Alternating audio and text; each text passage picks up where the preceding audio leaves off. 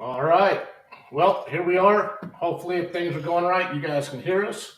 My name's Jim. I'm with Reloading Journey. This guy over here, over there. I'm somewhere. Randall from BragginRights Precision. Thanks, everybody, for coming to our first inaugural podcast, live view, live stream, whatever we're calling this thing. Our plan is to do this twice a month to start, see how it does. This was, if you guys watched our little video to preview this was Randall's brainchild. He invited me to be part of it, and we have spent the last, month? At least, yes. Quite a few hours over the last month trying to learn this software. We wanted this to be as professional and as good as we could to start. Bear with us if things go wonky and things don't work out right. Neither of us professionally screw it up as well. We're learning as we go. This is on the job training right here. But we really appreciate you guys jumping in so far. What do you want to say, Wayne? Well, I don't think we have. He's not here yet. Shh, nobody's supposed to know yet. All right. I see Wayne's in his seat. So, we ready to go? I think we're ready to go. Nobody hears you yet, Wayne. We're coming to you. Okay, here we go. Let's try to unmute him here. Unmute yourself, Wayne. And 3, 2, 1. There he is. Yep. Hello, Wayne. You are muted. You're muted. Wayne, we can't hear you. That's Unmute. because my wife had to get the last 4 or 5 words in. I got to give Debbie her own way. Well, everybody, welcome Wayne from Mighty Armory. Hey, everybody. Good to be here with you. How many you got on board? Is that muted again? No. Okay, we're good. Nope. You're Yeah, good. looks like we got 77 people already. I got 73. Awesome. Welcome, everybody. So, we don't need to do that. All right. Well, Wayne. Yes, sir. You're a guest of honor, man. Tell us about your new dies. Well, it feels pretty good. I've got one die that's not new. right? This is the Super Duty die, which I know you're familiar with, Randall. Oh yeah. Fine center here. This Fact. was the die that we did in 219 with the. Where'd you go, Randall? He's switching over to us. Randall, Yeah. I just wanted to show this die before we get started with the newer ones. No, you're good. There Yeah, we go. okay, great. This is the Super Duty die. Oh wait, hold on, I messed something up here. Give it to me. You were supposed to be up here already. All right. Okay, so this is the Super Duty, which I designed and developed for high speed processing and loading. This is 100% spring loaded die. Randall, you have this die, you've used it. Yes. So this die was introduced in 2019 with a guide, 3 different guides that we offered, depending on the brass you were using, that would slide up into the bore, and then this threaded cap with the guide holder, you can see that step, Right. would screw onto this after it was installed in the press tool head, like so, and it would hold the guide. So this was the first decapping die with a guide in our industry. No Right. matter what anybody tells you, here it is, right? Okay, so that's A.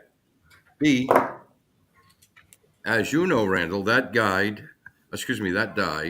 will also accept what we developed early on was a micro switch with a shutdown that plugs into a Mach 7 auto drive. Right. So the way that die works, it's completely spring loaded. So if you hit on a case that was a Berdan or rock filled, whatever the case may be, that pin would set down on that web or whatever's in the way, and it would rise the pin and shaft together.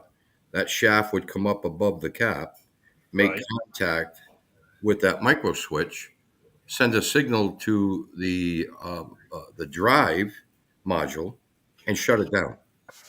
So all you would do at that point, or any processor or loader, is raise the tool head, cull the case, put it in the wastebasket, meaning the recycle bin, because you can obviously sell used brass. It's worth money, $1 a pound anyway.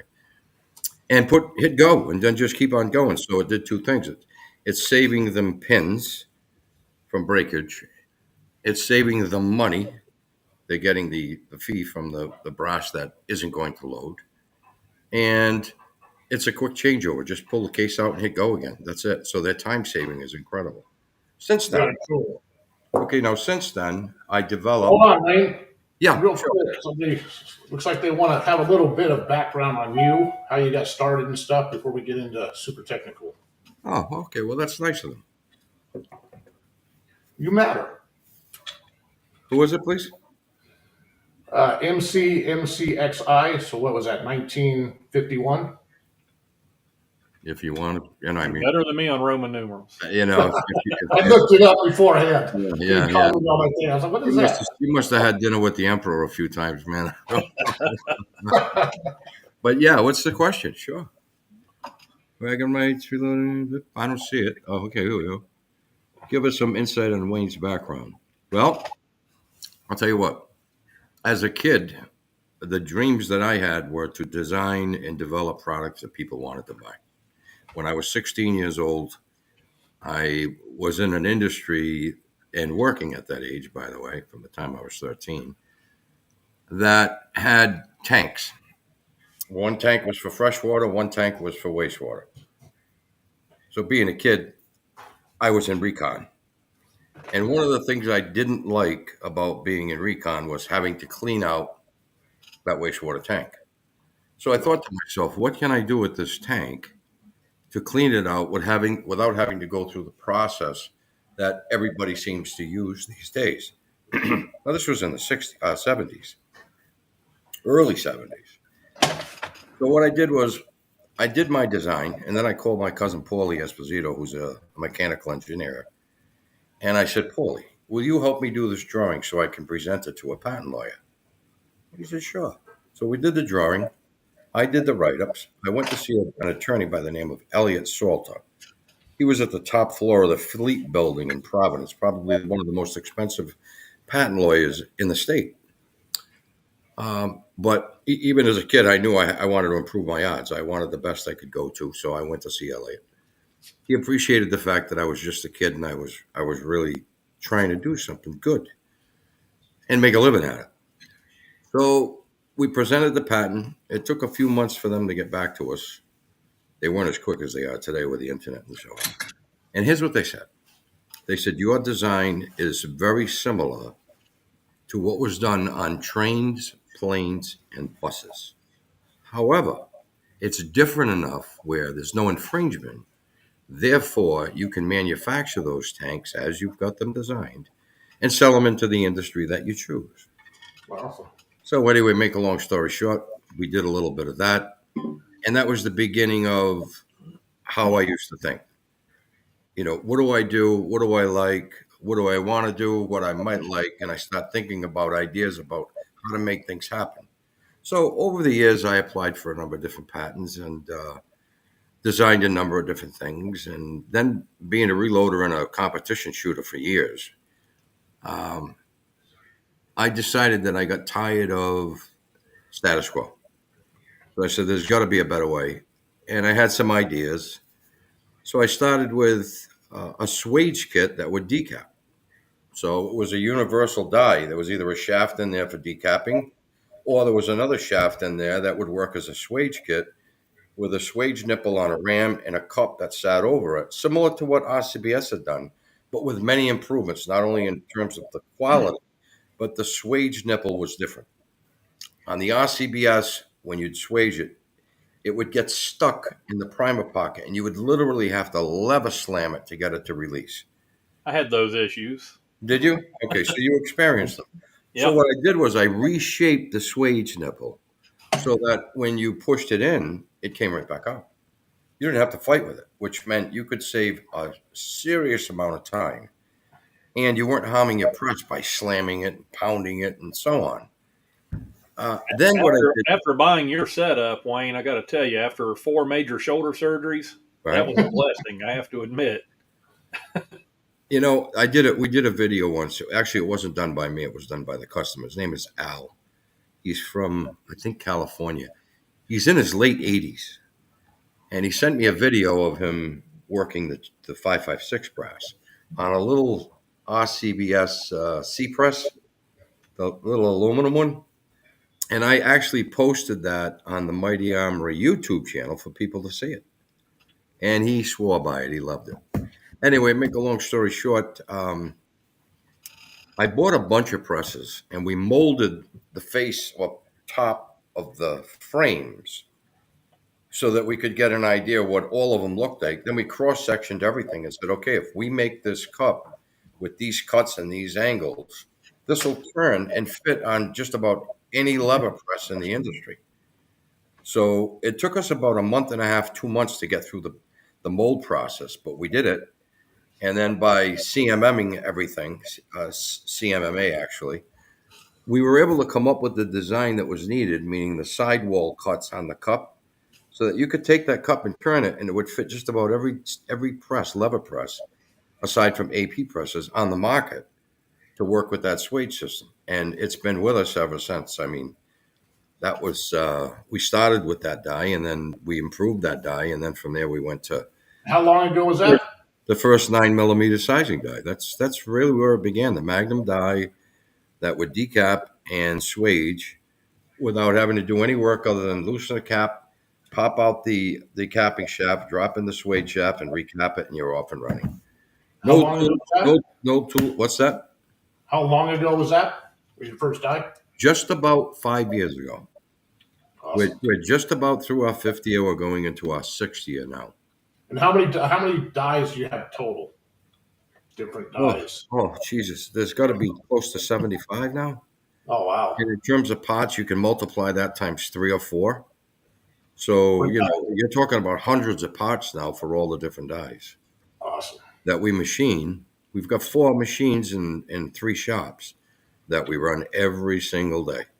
Wow. And what's happening now is, and I mentioned this to you guys last night when we talked for a few minutes, our volume has grown so much that when we machine, we're not machining at the level, meaning the volume or quantity that we're used to. Our numbers are in the thousands. So if we do a 9 millimeter, let's just say we do a pistol bushing, we're not doing 500 anymore. We're doing 5,000. So Wow. my costs are coming down. So now I'm able to offer more for less. So I'll give you an example. Our original 9 millimeter sizing die, the TNT die, was about $109 or $20, whatever it was, but it didn't include the decapping pots. You'd have to buy them separately. A lot of guys don't need the decapping pots because they universal decap first. Well, now we're at a point where we've improved that die. We include the decapping parts and we add a locking nut and we're like $20 less, $30 less. So that's what happens when your business grows and you start to do volume. Volume means less cost. Less cost means more savings for your customer base. So we've done Absolutely. that for all our dies. And I've even given up some profits because our volume is so good by adding extra features or higher grade steels to the dies so that, well, I'll give you an example. I got emails this week from two different commercial guys. One guy's got well over $1 million on a 223 die that's still on spec. And the same holds true for another that has a 9 millimeter with a full length taper crimp die. I mean, there's over 1 million rounds on those dies, and they're still going strong. So that's what the quality is all about. The high end tool steels and so on. I'll give you another example. Pins. We used to make 500-700 when we first started. We're making 10 to 15,000, 20,000 at a time now. So rather than use the steels that were very good that we were using M2 steel now for those pins. But I'm making 20,000 at a time. So again, it's costing me about the same price it cost me for the lesser steel. Even though the machine time is longer, you could set it up with ground bars and a Swiss machine and just let it run all night long. You don't even Yeah. have to pan it. And then from there, they go to heat treating, and they get heat treated to 65 Rockwell. That's how strong those pins are.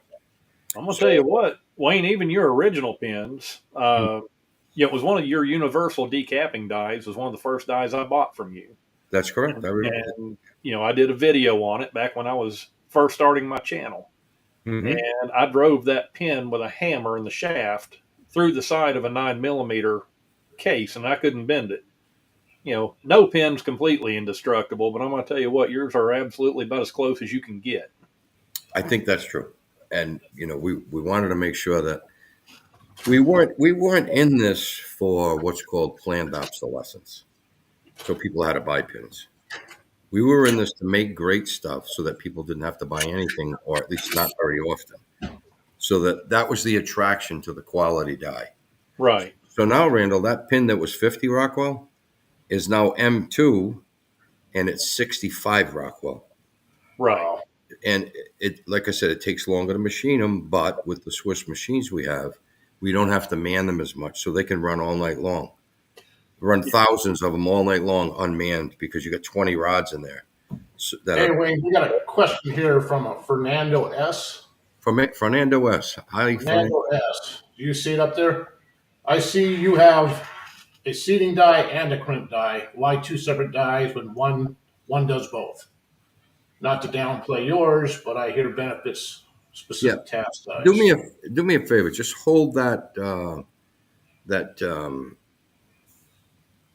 group of questions that people ask you, so I can address FW arms. I really want to address FW arms. Okay.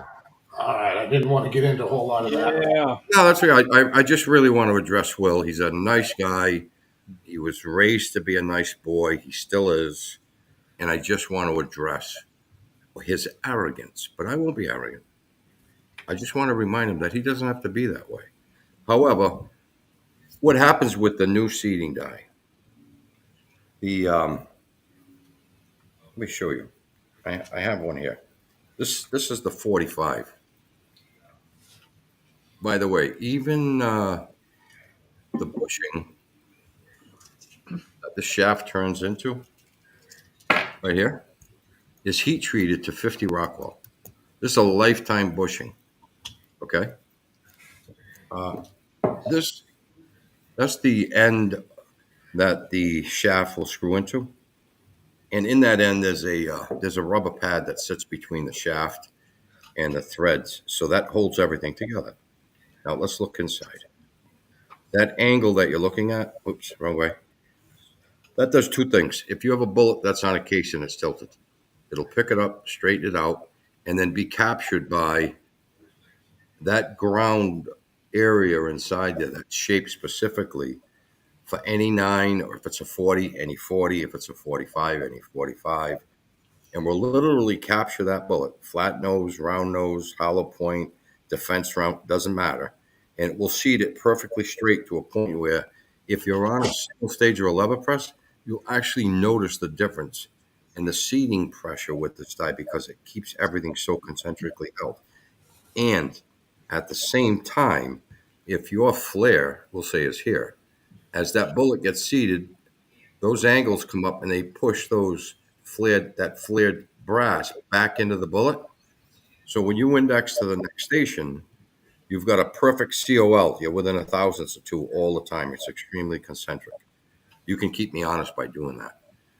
And then when your flare die comes down, all it's doing is moving that crimp back in about 2, maybe 3 thousandths all the way around to finish that semi-spec round off. So you've got perfect ammunition with every stroke of the press. But your flare die or your So crimp this die, this seating die is really key right now in working in harmony with the sizing, the flare, and the crimp. It's really a measured system.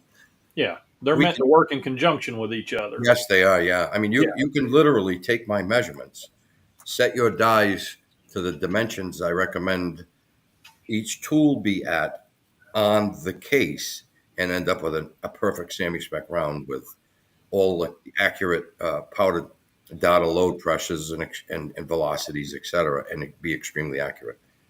But now, I will say, can I've we? got quite a few here. I started reloading. I've only been reloading for a while, but I used to have Coke bottle cases Yeah, all the time. These yeah, are the ones I've been loading. yeah. We stopped that about 4 years ago. That is, I Yes, you did. never have any Coke bottle anymore since I was like factory rounds. Yeah, that looks like a defense round. Is that a defense round, Jim? It's just Competition round? it's Okay, yeah. yeah, Well, yeah, see, even that shape going into that new seating barrel, yeah. it'll be captured by the tip and the It's O just- jar. So, I mean, you're going to seat perfectly straight down. Yeah, that's a whole lot more accurate than Oh, trying my. to see it right off the nose as well. So, Yeah. You know, there was which gives you a whole lot more consistent overall length. overall length, yeah.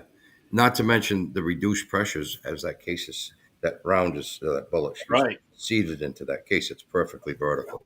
Well, Wayne, I've got one of my cameras set to where we can watch me make a couple of rounds using those dies, and I just happen to have a really nice case checker, so we can see it. If you'd like to show that to everybody. My God. Real quick, while you're setting that up, Yeah, Randall, can you go ahead and Fernando? I put his question up there earlier, and we I'm sorry. Yeah, please answer yes. Yeah. And thank you for your question, Fernando. Yeah. Okay. Well, in a limited station press, you can't operate independent dies. That's the benefit of a 10-station press. If you're on a 5-station press and you run a powder check, you're forced to run a seating and crimping die combination. And over the years, many years, a number of companies have offered them, tried to do some improvements with them, but you'll never get the COL links that you truly need, nor will you get the tension, the case tension on the bullet that's really required to give you the accurate case pressures that are required based on powder company load datas.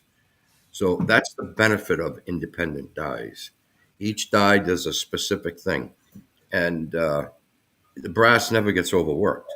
So if you're one who picks up your brass after you've done your shooting, you'll probably get 2 or 3 more loads out of semi-spec brass, which is where our die size and make a round to. than you will with undersized dies, or squeeze down dies like the one you're referring to. So there's a lot of benefit to independent dies, and the fact that Sammy Spec does not abuse the brass like an undersized die. It just doesn't crush the brass. It doesn't push it way back out and then have to push it way back in again. So Well, and it only makes I hope sense that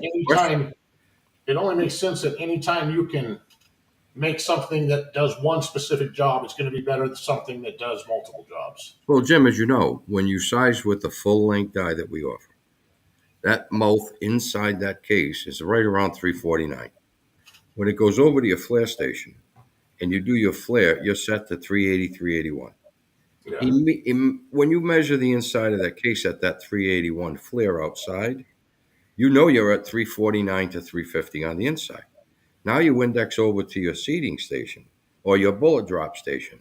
Bullet drops, gets held, indexes over to the seating station. It's perfectly straight on the case.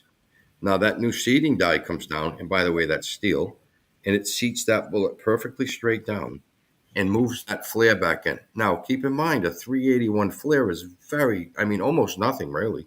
It's just enough so that when your bullet drops, it holds it straight up and down. Now, when you get to your crimp station, you're only folding that back 2 to 3 thousandths all the way around. So technically, if you divide the circumference by 2, you're only pushing that crimp back in 1/1000th. That's it. 1.5 thousandths. You've got a perfect round. Tell me where you overworked the brass. You didn't squeeze it. You didn't blow it out. You didn't push a round down into it that you blew it out even more and then put it through a crimp die. That all it does is just push the mouth of the case back into push the brass back into the case around the bullet, and then you end up with what we all know is an hourglass case or a bulging bullet or however you want to phrase it. Yeah, because I did a video on this actually, or I think I've done 2 videos. You have, Randall, Mostly on the 9 millimeter. well, one of them, I think. Yeah, with most of the dies, that are undersized, especially 9 millimeter, it's a tapered case. Mm-hmm. So the problem is part of what creates that bell or Coke bottle. That 9 millimeter is trying to push the brass ahead of the base of the bullet. Okay, so you're actually pushing that bulge towards the center. And then the other type of dies, they can't compensate for that. And where Wayne, your dies are different, it starts with the flare die. The flare die actually is a little deeper down into the case, and it partially opens the case back up where the bullet drops in, so it can't push the brass ahead of it. That's exactly right. When you have a full-length sizing die, then there's an angle. You're going from typically 389, 390 to 380. In some cases, 381. That's spec. But the problem with spec today is the brass is about 3 thousandths under that. Right. We're not seeing thick brass like we used to. Anyway, make a long story short, the whole idea behind my dies was to size based on the IDs, not the ODs. Right. ODs.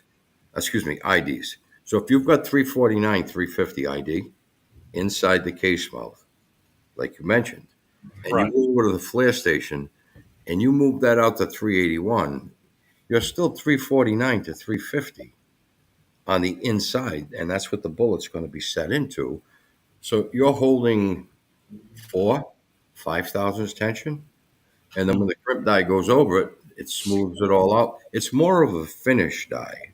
Right. Yes, you're right. The flare die sets up the diameter in length for the bullet to be seated, and then for the full-length taper crimp, or actually crimp die, Right. finish die, to finish off the sizing. Yeah. That's what I wanted everybody to understand. The difference in your flare dies, it doesn't just flare the bell of the case. No, it expands. That's where the big difference is. The case below the bell so that everything is right for that bullet to set in under tension. Right. So you're exactly right, Randall. Okay. Well, I'm going to run a couple of rounds here. Let me get this in the right spot. All right, so you've got the Super Duty on there with the X10 sensor on that press. And on this one, you've got the Yeah, this is the one with the new XMS, and this Yeah, is the the XMS. 9 millimeter. slick die. The XMS can be used for decapping or hold on. Either way, just change the tip. That's all you have to do. No tools involved. It's all pre-measured for you. Just lock it up by hand, and you're good to go. So I've already got it set up. Mm-hmm. That I've cycled through, and a couple of these didn't get flared. I like the look of your tool holder on it. It looks great. Let's get the one that I did flare and didn't short cycle. There we go. And just seated it and crimped it. Sounds good. So Let's see you around. Come back. Yeah, there you go.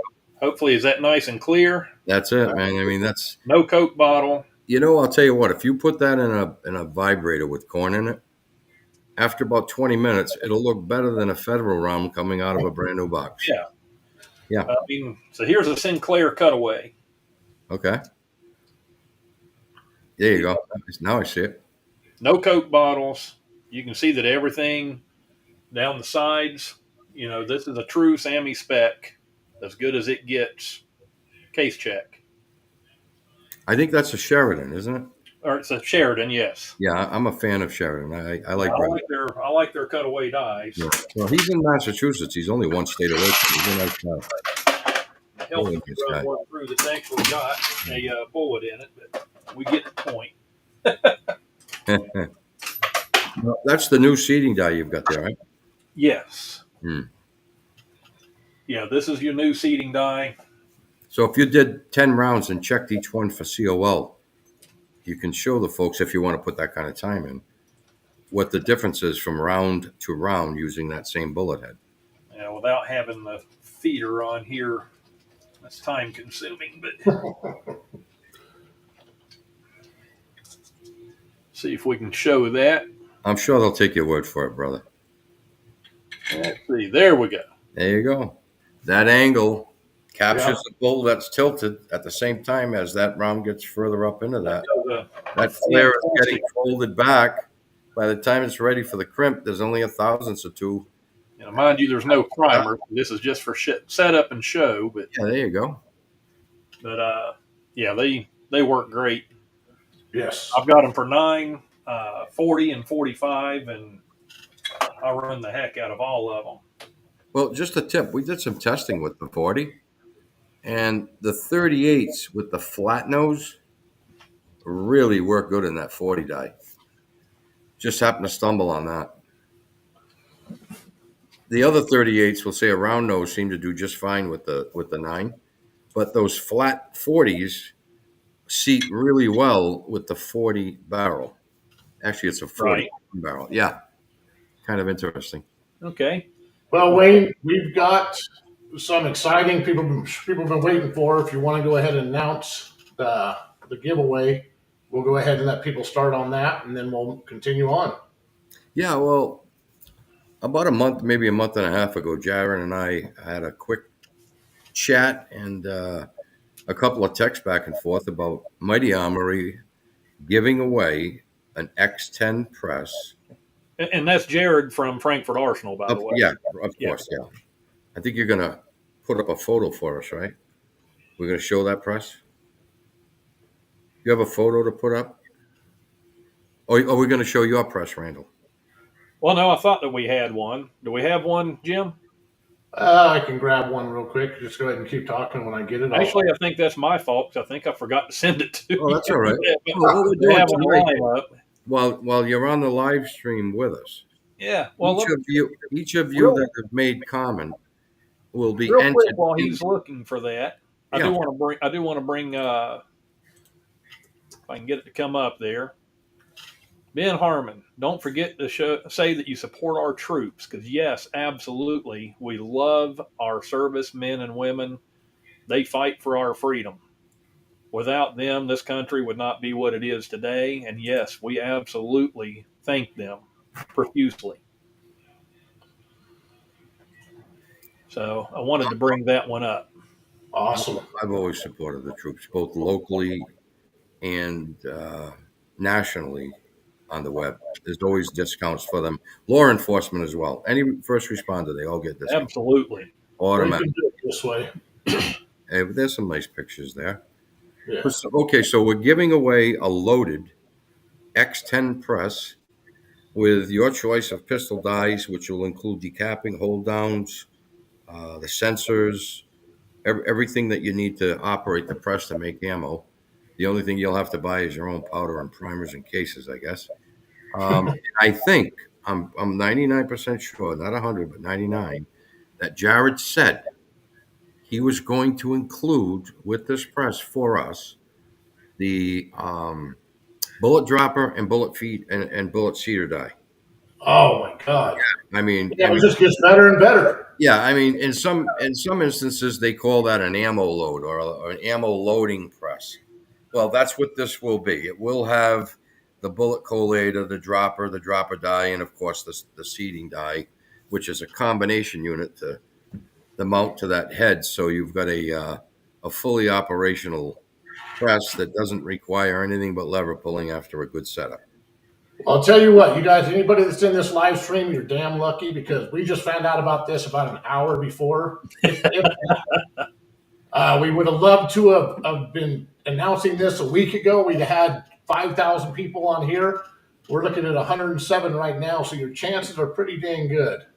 Well, you know, You have to comment to be able to get entered to win because that's how we do the drawing. Now this is we're gonna make it work one way or another. This is the first time we've tried this. So type in pound X-10 and leave it in a comment. And it's supposed to automatically put your name in. And then later on in this podcast or in this live stream, we're going to go ahead and push a button. It's going to do a random number, random name pick and pick one person for that winner. If it doesn't work right, we'll still have your X10, your entry, and we'll do it another way, but we're hoping this works. So go ahead in the comments. If you want it, post pound X-10. If you don't want it, don't. Somebody will want it. Somebody will take it. I see a lot of X-10s going up, brother. So I do too. it looks to me like there's a lot of folks looking to win that press. Yep. I call it loaded. It's a loaded X10. By the way, Will, Merry Christmas. Hey, explain the difference between the two different types of your new XM dies. Okay. One's meant for commercial and one is not. Yeah, right. The aluminum version has a hard coat anodized finish, so it's 60 Rockwell on the surface. It's a 7075 billet aluminum die body and cap. The insert that carries the shaft is steel.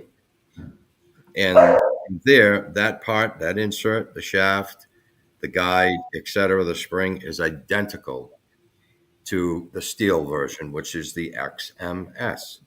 So the only difference is the body and cap. And we did that for two reasons. If you're running an X10 and you're pulling your lever and you're running at 500-600 an hour, there's no reason for you to spend additional dollars for heat treated steel with a black oxide coating, which is what the XMS is. That is a totally commercial grade body. I mean, you can pound it with 1,000 cases, flying cases off a Dillon or any other press, come slamming down on it, and you're not going to harm the die. But if you're running at 3,500 and you've got a case flying out of the feed chute and it gets under the aluminum at that speed, it could chip or maybe even bend the aluminum a tiny bit. That's not what it's made for. It's made for guys on single stage, because keep in mind, within 3 minutes, you can take the die apart, remove the threaded insert that the shaft goes through, take the guide out, and you can decap or even swage a 300 Remington Ultramag with that die. So it's not just up to 308. So if you want an XMA, you want a guide, and you're running we'll say a Dillon 650, just to use the competition as an example, that aluminum is a perfect die for you. You can't go fast enough to hurt it. It's impossible. But on the other hand, if you've got a 1050 with a drive system and you're running a 3000 or a Mach 7 at 3500, the steel die makes the difference. So you want to go with the steel die. We were insulted about the aluminum die by a few individuals who don't understand our logic, you see? But eventually they will. So if you've got a press that's going to run 800 an hour, maybe even 1,000, the A is fine. It's going to do the job. If you're going to get past that and you want to run at 6,000 on a an inline unit like a Camdex, then you go the S. If you've got a Mach 7, you're running at 3,500, you go with the S. It's only $20 more. So that's the difference between the two dies. Aside from that, they're identical. Machining is the same, etc. Awesome. Very cool. All Well, right. go ahead. I was going to say, got another one here. I'm going to show it. So Greg Dietrich, Mm-hmm. I pronounced that right. Love my mighty Armory size and crimp dies. Went from smoky to no smoke with reloads using these dies, and power factor is very consistent. Can you explain why the power factor is so consistent using your dies? It's real simple. It's really simple. The crimp tensions are equal with our crimp die based on the fact that it's a measured system and we work from the inside out. There's the key. You can't work from the outside in and expect good results. There's too many variables because the cases are different thicknesses. Some are copper with 25% brass. Others are 30, sorry, not brass, zinc. Others are maybe even 30% zinc, which makes them harder. So if you're sizing down based on the IDs and you're flaring based on the IDs, when you seat that bullet, you're seating under, we'll say 4,000 average intention. And then when you grip it and you bring it into 377, you're working from the inside again because that's what the flare and the seating was designed to do together. You have a consistent crimp. But more importantly, the angle of the case, if you lay it on its side, is perfectly straight. So that angle is level all the way across. Let me go this way so you can see me. That leaves the proper air gap inside that case chamber, behind the bullet and ahead of this web to burn at the proper rate, give you the correct case pressures. So now you're going to get good burn, proper case pressures, proper velocities, and you're going to have SDs in single digits consistently, which will lead to incredible accuracy. And that's what the dies are all about, aside from, lasting a long time, a very long time. So you're not buying new 9mm dies in a year or two. These will last your lifetime. You can hand them down as heirlooms to the next reloader in your family. So that's the key right there. That answers that question right there. That was a great answer. It's the truth. So now we have another question, and I know where he's going with this, and I think you can explain that with your new barrel. So let me post this up. Mm-hmm. It says, do both the Universal 9mm and Universal 945 seat hollow point and round nose? I see die barrels for both dies, and I'm not sure how they apply. What do you recommend? Okay, that's a good question. Previous to now, we've had a universal seating die that would seat from 9 through 45, and the barrels were made of a Delrin, okay, which is a very high quality plastic.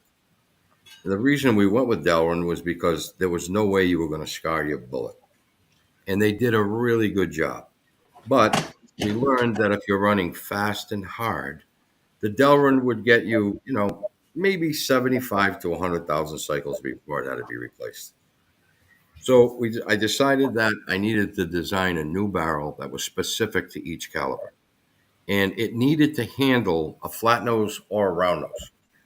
So the way I went about determining what the dimensions of the bore of the barrel had to be led me down a path of success. So if you're loading, I'm just going to use a 9 because it's so popular, a parabellum, a hollow point parabellum, a flat nose, a truncated, whatever the case may be, that die barrel will mate with the proper surface areas on that shape to get hold of it and hold it vertically and seat it so that you don't have any woes or any tilts or any bulges in the case after it's been seated. So now it's not a 945 universal. It's a 9 universal, meaning for every bullet. It's a 40 universal, meaning for any 40 bullet. It's a 45 for any 45 bullet. So, and here's the beauty. If you want to, you can buy it for 9 and then just buy the barrel for a 40, a 45, a 38, whatever. In fact, by the way, the 40 will do the 10, the 45 will do 44, etc. So you don't have to buy another die. You just buy the barrel, turn it out, put the new one in, and you're done. You're off and running. So instead of spending another $69, I think you're spending around $19.95 for the barrel, and you've got a barrel for you've got a seating die for, we'll say, 4 different rounds for about $120. Awesome. And you're talking precision performance that you won't have to, like buy another one for after a year. We're talking a lifetime's worth of seating with these barrels. They are steel. Right. Mm-hmm. Okay. Guys, we're trying to get to everybody's questions that we can, but all right, let's do it. Wonderfully, we have 274 people in here right now. Thank you, guys. Okay, that's a pretty good start, brothers. Awesome. So now, let's see. Let me post this one up.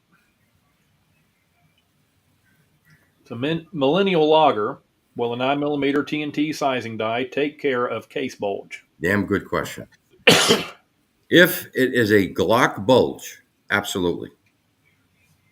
If that round has been fired at 170 power factor, which is a major load, that's like 8.2 grain of powder seated at 1.175. It's a compressed load. It's shot out of a barrel that has a 3-port comp on it with like a 7-pound spring, and it's going to reach a velocity of 1,500 feet per second. Well, the case pressure is excessive, but the comp compensates for all that pressure. So you get good accuracy with it.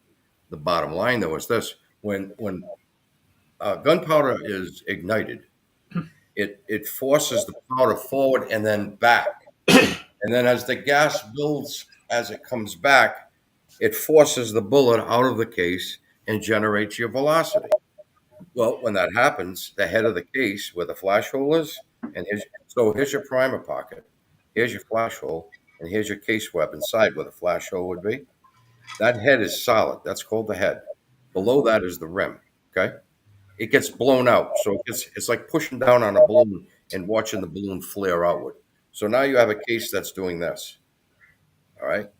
So that's where a lot of guys roll size.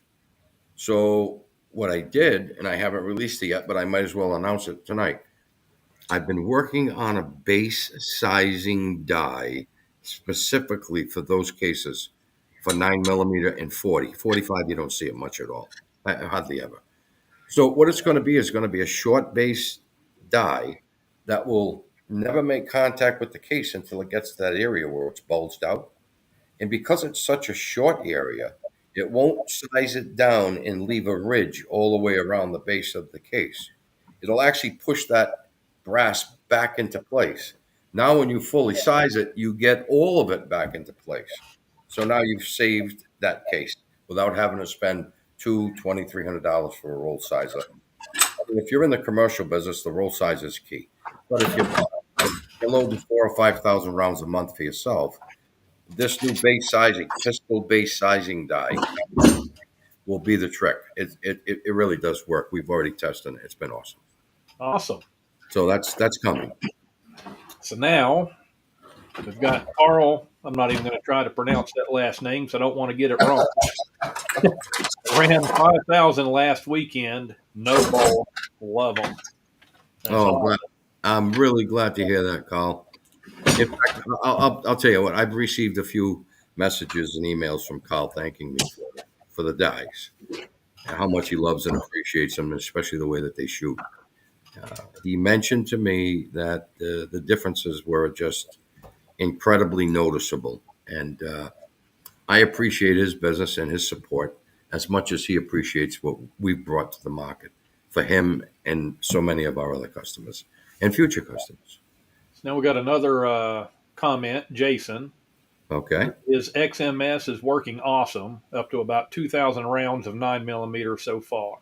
Good to hear it. Good to hear it. Yeah. Well, that spring is almost broken and maybe another 1,000 or so. And you'll be off and running for at least another million before you need any replacement parts, brother. So good to hear it. I'm glad you made mention. Thank you. Yeah, we like to see the good comments. Me And too. all the questions. I'm happy to see that everybody's happy with Mighty Armory. I really am. We got one here. I just want to talk about this real quick. The new 223 sizing die. Mm-hmm. I've got mine right here, man. I love this thing. Yep. He's saying the website for pre-order. What's the difference between? Well, you can read it there. Okay. Well, there is a change coming for the rifle dies. Not because I think This thing's awesome. the rifle dies are changing, fellas. Not a lot. It's an internal change. A lot of guys believe that a bushing is like necessary based on the bullet they're using and the bullet tension that they want. So if you size with my dies for rifle, precision shooting, Creedmoor, BR, ARC, GT, and so on, you're going to get 2 to 3 thousandths neck tension on your bullet. And of course, they're long bullets, so they're deeply seated into the neck. So the 2 to 3 is fine. You don't need 4 or 5 like you would with an AR. So that part's fine. The guys that are precision loading that say, okay, look, I'm at 3 with your die right now. I really want to be at 2. And I'm running a bolt action. They use the mandrel and they open the case mouth up a little bit and they get what they want. All well and good. We've won a lot of state championships across the country with my die the way they are. I tell people, listen, trust the die. Adjust for your powder charge, adjust for your bullet seating length, and let the die do the rest. Those that have done incredibly well. Those that did it their way have still done incredibly well. They made it work for them. They like the way the die works, so they buy one die and then they come back for another because of the workmanship of the dies and the way that they size. However, I have an idea for a very simple bushing die that's different from everybody else's. And the next 223 dies that are made will be the new bushing die. And the shaft that's used in them and the pin that's used with them will be identical to what is used in our pistol dies. Nice. It won't be any different. So the entire sizing will happen inside the border of the main body of the die and the drop-in, let's call it neck sizing die. I'll be looking forward to that because I shoot Precision 223. Yeah, I know you've got a number of rifles you bought over the last couple of years that you've shown me pictures I've got of. a few toys. Beautiful, yeah. All right. Well, I want to address this. Yeah, let's do it, sure. Tom Passel. Okay. Use the Frankfurt Arsenal bullet feeder collator. We lose the ability to use any other seating die. Is there a way to modify Mighty Armory dies to work with the feeder collator? Yes. Go ahead. There is. All you need is a different bullet feeder that sits on, all you need is a bullet dropping die that would go into the press and make its connection to either their collator or anybody else's that's out there. Yeah, but you would lose the feed part of it. They could still use the collator because the you could buy the FA collator. The feeder is you can't beat die. Listen, you can't beat the mounting design and the price of that collator and the quality of it. So you buy that. If you want to run independent dies, you buy that, and you simply use the down tube into a different bullet dropper, not theirs.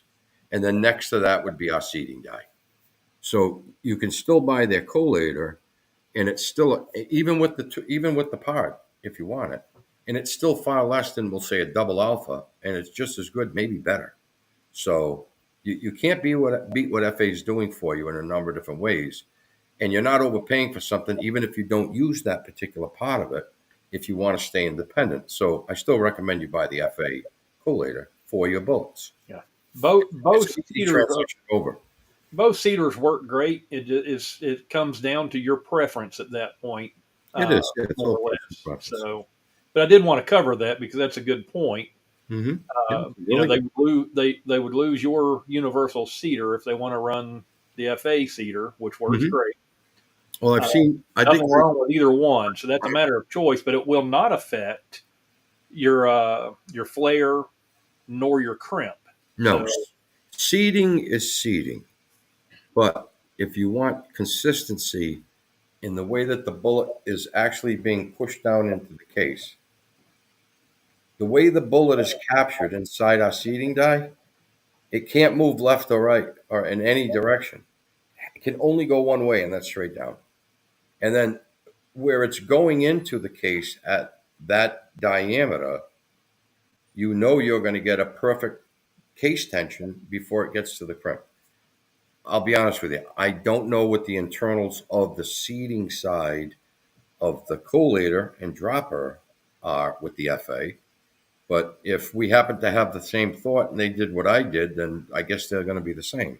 If they're not, you want to stay independent, then you still buy that collator because it's still less money than a double alpha.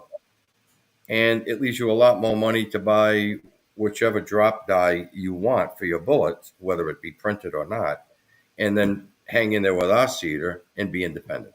So it's up to the user, just like everything else. awesome. Thank you for covering that because Absolutely, that's a very important question. Good, honest answer. Yeah, that's how I see it. So, What else do we have for questions? okay, let's bring this one up. Don Tunstall, how did we lose it? He asked when they would ship. Probably 3 weeks, thereabouts. There we go. 3 weeks. If they pre-order, it's going to be about 3 weeks. With the holidays, maybe 4, because this time of year, machinists like to take their time off. They usually don't take too much time off in the summer months. Usually winter. Right. Right. All right. So next up, Eric Combs. Hi, Eric. When do you carry a 45 long Colt seeding die? You can use our 45 ACP seeding die. Like I say, they're a universal die, which means if you're seeding a 45, it'll seed any 45. It doesn't matter what it looks like. It doesn't make any difference. Just buy our 45 seeding die and you're good to go. Where do you have it? Jim, you want to join in with anything? I've kind of been leaving you silent. Never heard you silent. Sorry, bro. I'm learning. I'm learning. I'm the new guy on the block. Well, that's what I was going to say. Jim's the new guy on the block, and he's doing a hell of a good job talking to others, learning too. And he just sat back and listened, which was very wise. I'm going to tell you, I could not. He's sitting there looking like the Viking that he is. I could not have chosen better for asking him to partner up with me in this venture. I really couldn't have, because he brings so much in so many different ways, and he brings might himself. He brings might to the table. This is exciting as hell. A mighty guy. I'll be at SHOT Show in January, and I'll be working the Frankfurt Arsenal booth. Great. And of course, we'll have the dies on there as well, and we'll have FW Arms dies on there as well. Mm-hmm.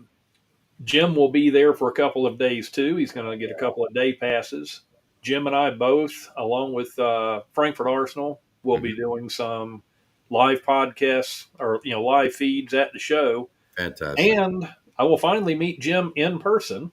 Nice. Because he lives local to where the SHOT Show is there in Vegas. Doesn't get it. We will be doing one of these live from his studio where he's sitting at right now, and I'm really looking forward to that. Fantastic. I'd love to be there, but as you know, I cannot fly. Yeah, well, you should. Jimmy, the driver's We'll both be doing videos from SHOT Show also. So I'll be posting videos when I'm there. I'm going to have my cameras there. Yeah. I'm excited as hell for that. Well, that's good. I'm glad to hear that. I'd love to be there, but like I said, I can't fly, and it's just too far to drive. So you guys are my wingmen there, I guess, right? You and Jared. So we're getting low on questions, but we're getting high on praises. Well, And that's wow, good. guys, we're up to 324. My gosh, I just can't thank you guys enough. Love it. I hope me and Jim and Wayne are I see. giving you the information you want.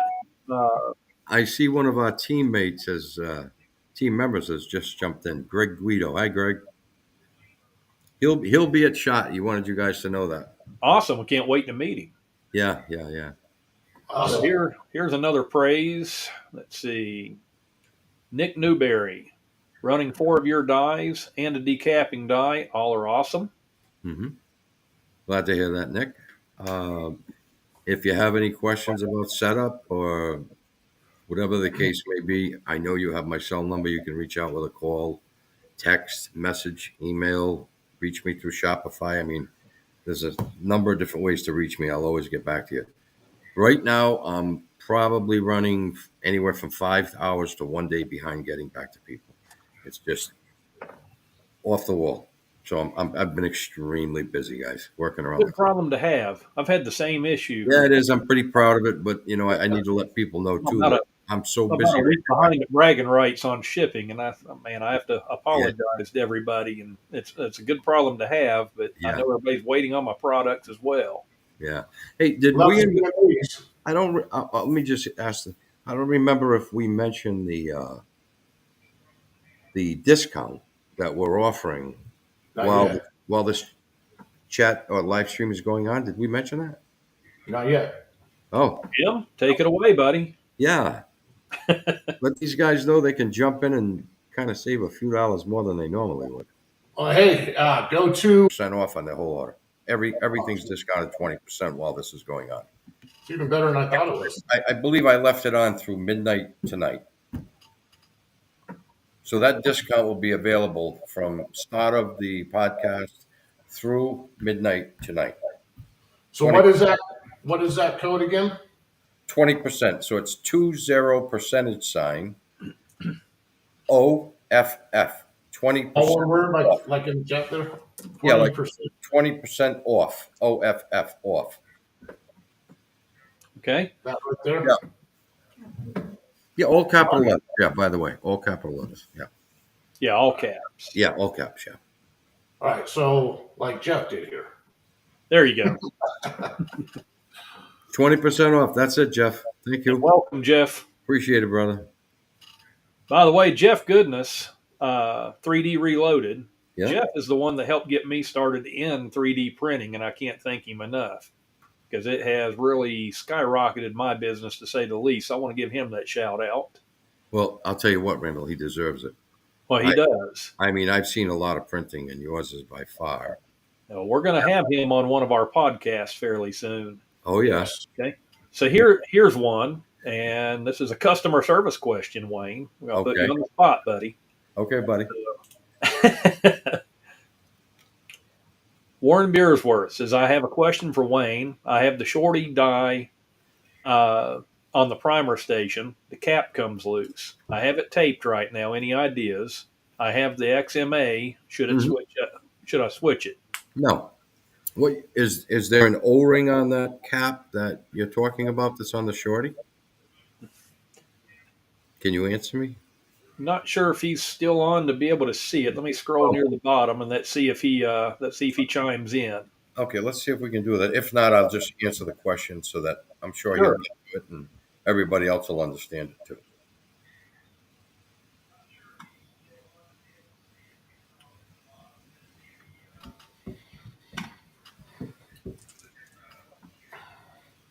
I'm not seeing him chime in. Hopefully he's still on, but there he is.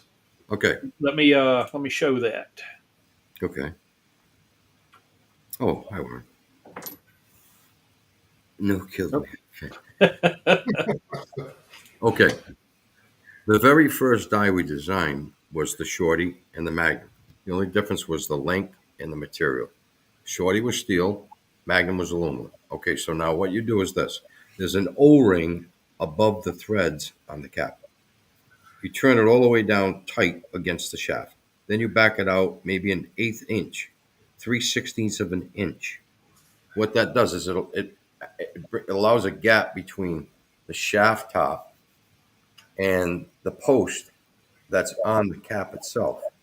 So that little bit of distance allows the spring to compress. So after the primer comes out and the spring rebounds, it flicks the primer off the pin. Now with the XM, it's already measured into the die. It's a whole different die. It's a whole different spring. It's a lot more powerful. Once you turn that cap down and it mates with the shoulder below the threads where it turns on, there's a stop point. And that leaves a 20 thousandths gap automatically that's machined into the stop point. So when that shaft comes up, it's the stop point, pushes the primer out, the spring rebounds, bingo goes the primer. So the XM is easier to set up, although the Shorty and the Magnum are very easy to set up, and they've been out there for 5 years. So you need an O-ring if you don't have one there. Let me know if you need one. We'll get it mailed out to you. I've got thousands of them in stock, so it's no big deal to send you one. We'll be glad. Hey, we've got a question here. It looks like he's asked a couple times and didn't see the answer. What would you like to know? Can someone else ask about 300 blackout die set? Yeah, I'd seen somebody ask what does he need for loading 300 die, 300 blackout. What dies? Someone else ask about 300 blackout die set because I can't seem to get an answer. Well, okay, he asked earlier. He asked what dies does he need to load 300 blackout. Okay, in the blackout world right now, we have the sizing die and we have the flare die. But my rifle, our rifle, MA's rifle die, will not be introduced until the end of January. It's going to be a very unique die. In fact, the way that die is going to work is that seating shaft is going to work against a ball bearing. So when you're turning that, you're working on a ball bearing, super smooth. Anyway, make a long story short, we'll have our seating die ready at the end of January. For now, any decent blackout seating die will work as long as you're not trying to make precision rounds, which most people aren't when they load 300 blackout. If you're off 3 thousandths one way or another in the concentricity, it's really not going to make that much difference. The crimp, same thing. Any 300 blackout crimp will work. The key is in the sizing and then, of course, the seating to get your AOL and your crimp to get the tension you want. And that's easy to measure based on the thickness of the wall of the neck. So not a hard thing to do. So for now, we can offer you the sizing die and the flare die. I just wanted to comment on this. We've got 100 and as of January, it'll be 101 years because that'll be my 1 full year of reloading. So 50 years of it each, so 100, and then I get to add. And you get to add one. I get to add 1 year. January 1st will be 1 year for me. So. We're going to have to get white and black dotted sheets to wear. We'll be the Dalmatians, 101 Dalmatians, right? There you go. Get on a fire truck and run, man. All right. So we've got another question here. Sure. Lewis Perkins. Says he used to make a push-through 308 die for removing case bulge. Why did that go away? Used to make a push-through 308 die. No, I never made that. I was going to say, because I don't remember, I wanted to cover it, but I don't remember that you made one. No, it wasn't us. Sorry to say no. I wasn't sure if I was wrong. No, it wasn't us. Nope. Sorry, Lewis. Okay. So let's see. Now here's another praise. Greg Dietrich. Thank you, Wayne. Just ordered universal 9mm seating die and barrel. Fantastic. Thank you, Greg. We appreciate it. Because I think you answered some questions for him earlier, actually. So Wayne, we were a little slow on announcing the discount. I did see some people that may have purchased. I'll do a rebate. I'll do a rebate for them if they just email me.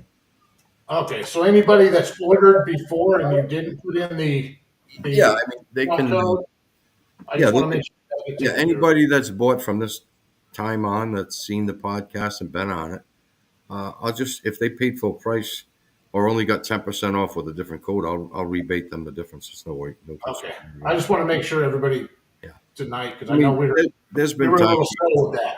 Yeah, I mean, there's been times where guys have bought dies and then saw a discount that they didn't see an hour or two earlier.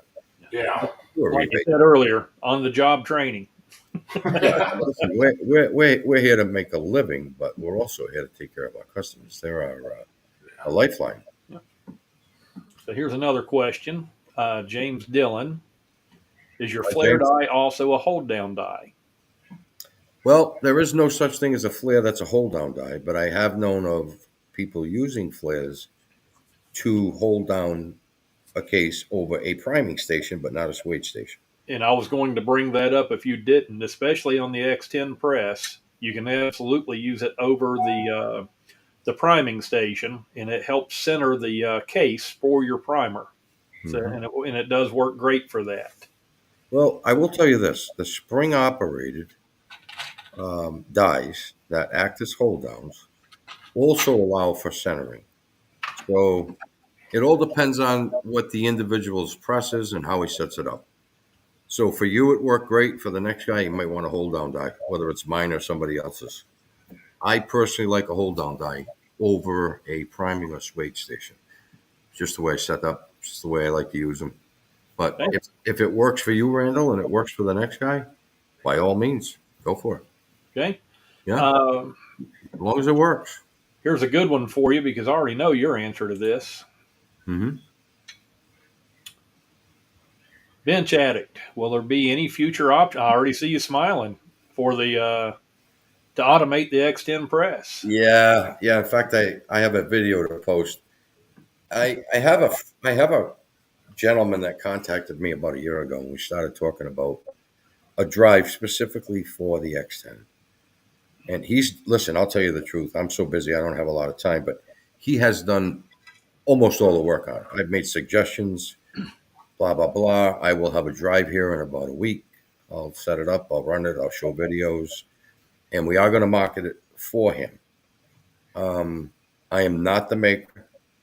I am not the designer, and I don't claim to be, but we will be selling it for him. So each time we make a sale, he will drop ship to the purchaser. And I can offer die support, mechanical support. He's going to offer the software support. I don't see any reason why you'll have any need for that, but if you do, he's going to be there to support it. So yeah, there you go. Good job, Jim. That's the most On recent it. right there. You are on it. Yeah. I remember seeing this. Yeah. That's exciting as hell right there. That has a How lot. lazy can I get? I wasn't ready to really talk a lot about this, but I will say this: that's a Mark 7 powder drop, by the way. Oh, Yeah, it is. Yeah. It seems to work most consistently with the oh. drive. Okay. So we went with it. But At first, I thought you were saying that was a Mark 7. no, hell no. That's not. Okay, I So that's see the it. press. That's a drive system that I get to name, and I believe we're going to call it the Nova. So it's a Nova drive system. That's what it's going to be. It works great, guys. It's going to be $14.95. $14.95. I love it. Yeah, I'll like take two, one for each of my presses. 80 years ago, I would have said, yeah, you're right, but not these days. $1,495, and hopefully we can throw in free shipping. Okay. We're going to try. We'll know better in January when everything's dialed in and we know what all the costs are, et cetera, et cetera, et cetera, and then we can. But we want to price it fairly so that people can buy it, take full advantage of it. Yeah, absolutely. You don't want to be no one around me is greedy. Everybody around me wants to do the right thing, build a great product, and sell it at a fair price. And Absolutely. be here 10, 20 years from now. Well, maybe I won't be, my daughter will be. So, listen, I'm thinking long term and I'm a realist. So it is what it is. There you go. Yeah. So next question. Yeah. To move along with these because we have so many. Mm-hmm. Silverback, he asked Wayne, do the Mm-hmm. XMA dies come with the decapper and hold down tip in the box? Good question. Okay, so early on to introduce the die, we offered it with the pins and the hold down tip. And we pictured it that way on the website. We've sold quite a lot of them. in both the S and the A. And we've reached a point now where we recently separated the decapping from the hold down, because I would get calls from people and say, geez, Wayne, I use it in both stations. I like it so much, I don't know where I should use it. They're actually confused because it works so well. So I say, well, pick a place and buy another one. And that's what they do. So I have separated them. I haven't changed the photos on the website yet. I've been so busy, I just haven't had time to do it. And neither has Deb. So they will be separate. And then, of course, the pins you can buy, we will add the hold down tips to the pin collection. So if you're going to go in and buy a pin or a hold down, it'll be in the same collection. So you click on it, you get a menu a pick menu that comes down, and you just choose what you want. Okay. Awesome. All right. Now, flying from the future. Hmm. Can you update the first gen seating die with the new barrel? Yeah, two things. Number one, actually more than two. So let's say four. Number one, the Delrin barrel was shorter, and it was designed to do a 9 through 45. So 40, 38, 44, whatever. And it did a good job. But if you're running fast and hard on a progressive, you didn't get as much life out of it as I would have liked you to. So I decided to go this route. Because we're a precision die company, I decided that our seating die should be precision as well. So I broke down the 9mm bullets out there, the 40s, the 38s, the 45s, the 44s, and I went through a mathematical process to develop the bore that captures the bullet up inside the barrel. So the barrel is now longer than it used to be. It's probably a good 3/8 of an inch longer than it was.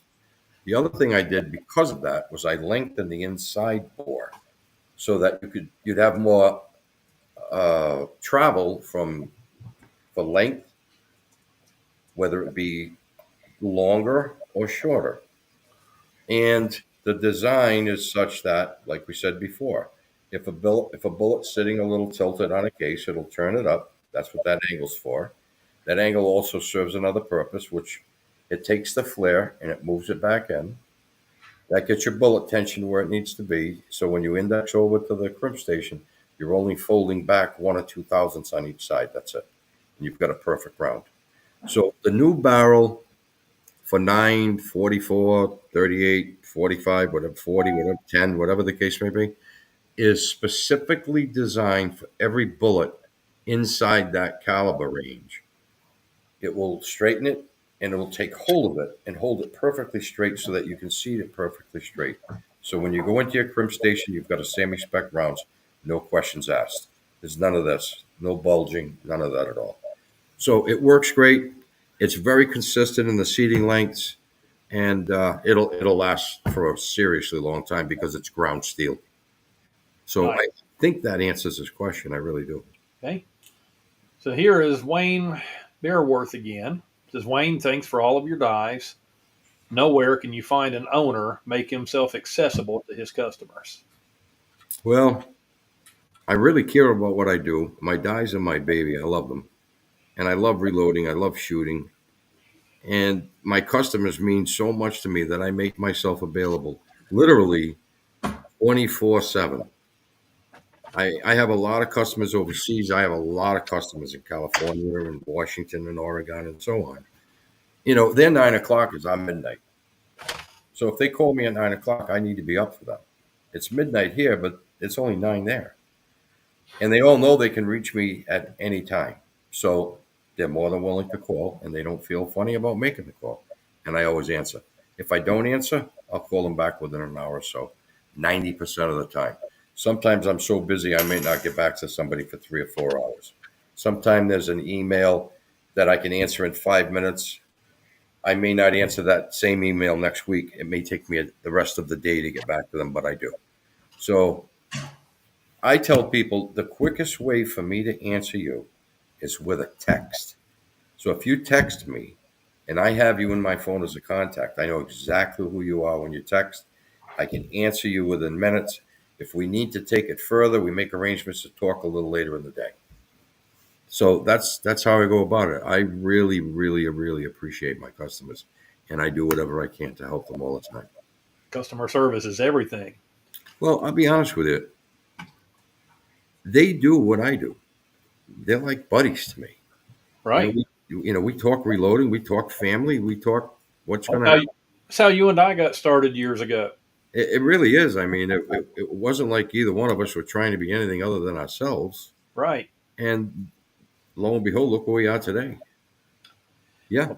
Paul Laud, do your universal seating stems also work with powder coated lead projectiles? Any bullet at all won't harm the surface.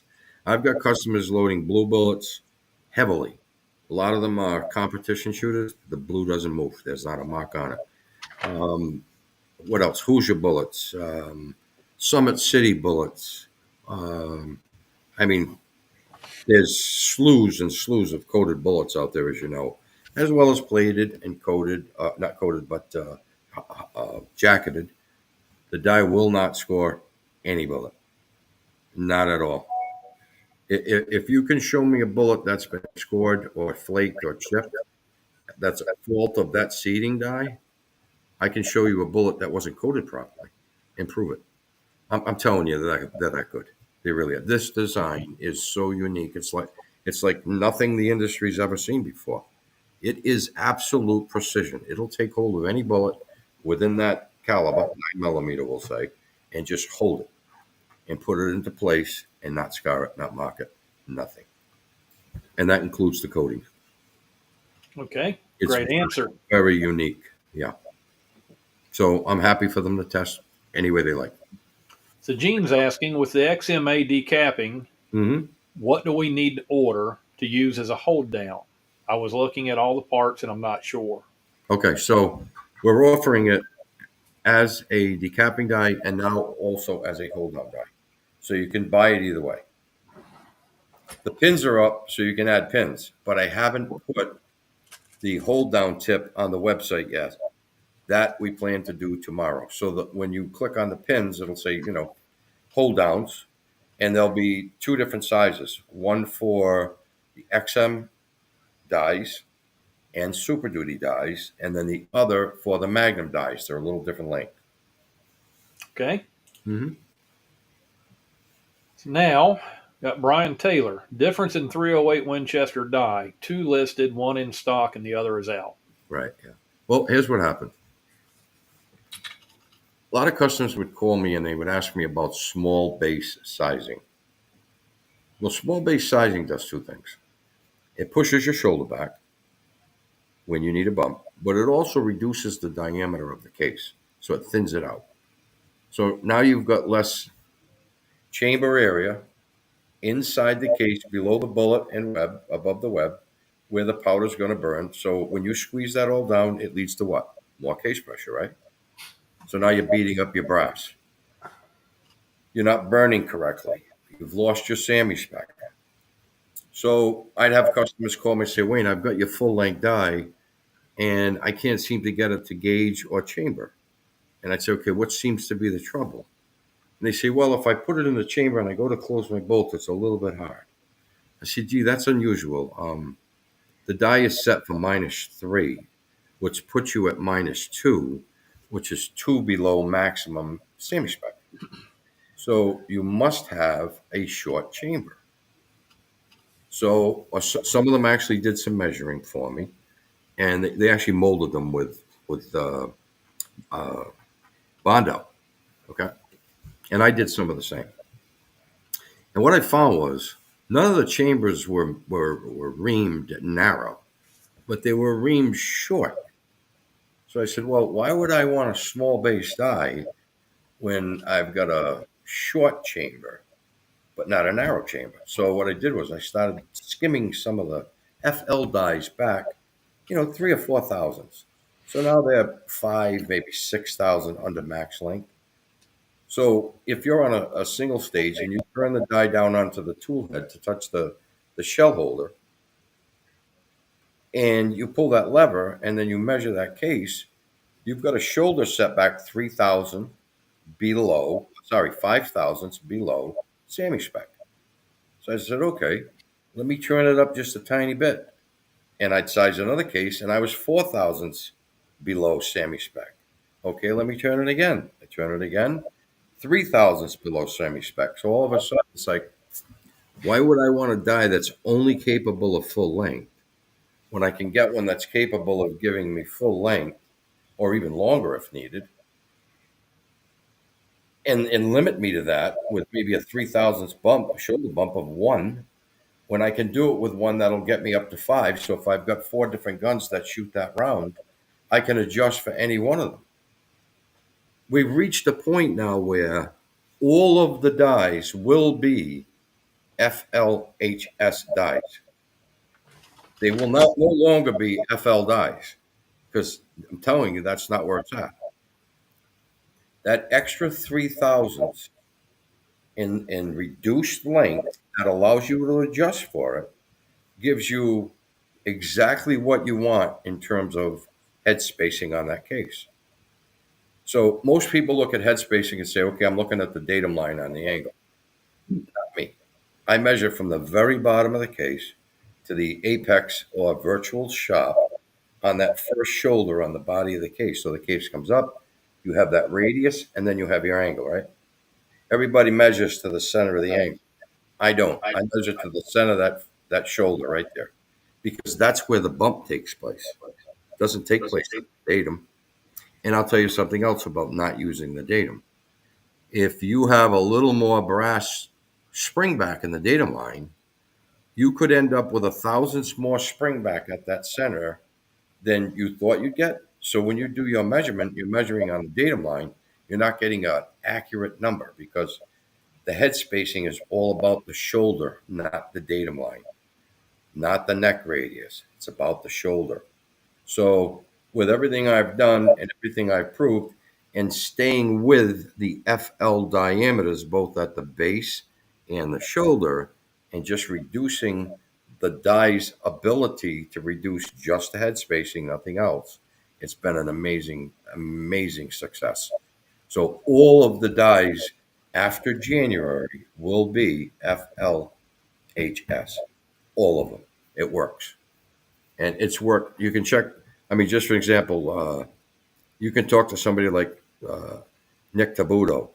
He's a guy out of Florida that's been using our dies. He ended up joining our team. He shot the worlds, etc., using our dies, and he uses the FLHS die.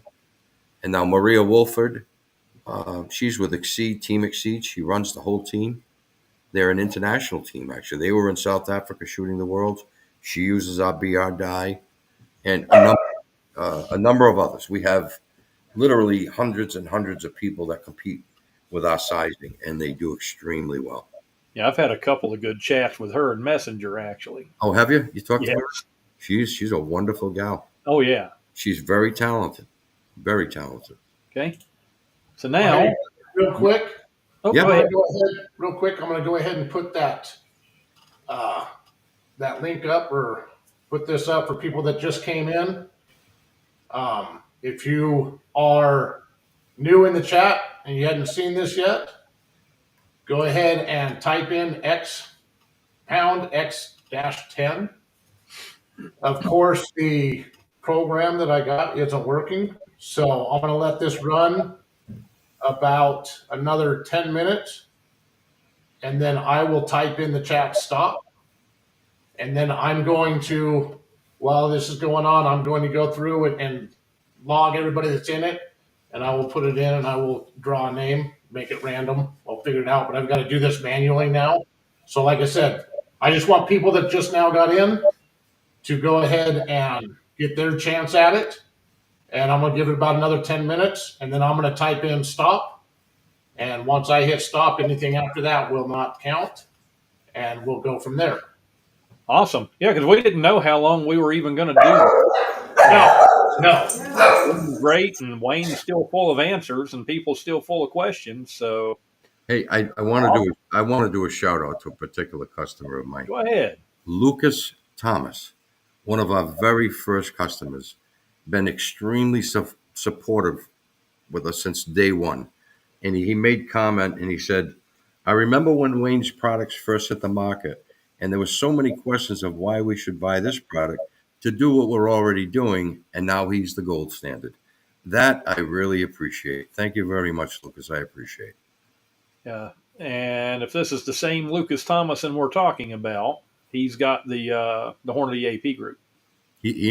I'll be done. Is that If it's the same one, yes. I'll be done. Okay, great. Well, Lucas, thank you. I appreciate it. I really do. Yeah. I didn't put the two together. Yeah. Yeah, nice. Very nice. Either that or there's two Lucas Thomasons. Either way. Either way, right? Yeah. Lucas, if you're the Point one. to us. Either way, everybody wins. So I that's want to Happy thank the correct Lucas Thomason that has the AP group, because I'm also an admin in there. You know, because Nice. this group or this podcast, this is not going to be brand specific. We'll be talking about everything, and we hope to have guests from every aspect of the business, both reloading, anything to do with shooting sports, period. 3D printing. And he allowed us to put this in the AP group, knowing we're going to give away an AP or not an AP, but a X10 press. Mm-hmm. So thank you very much. So Guys, we want to. This is going to cover, guns.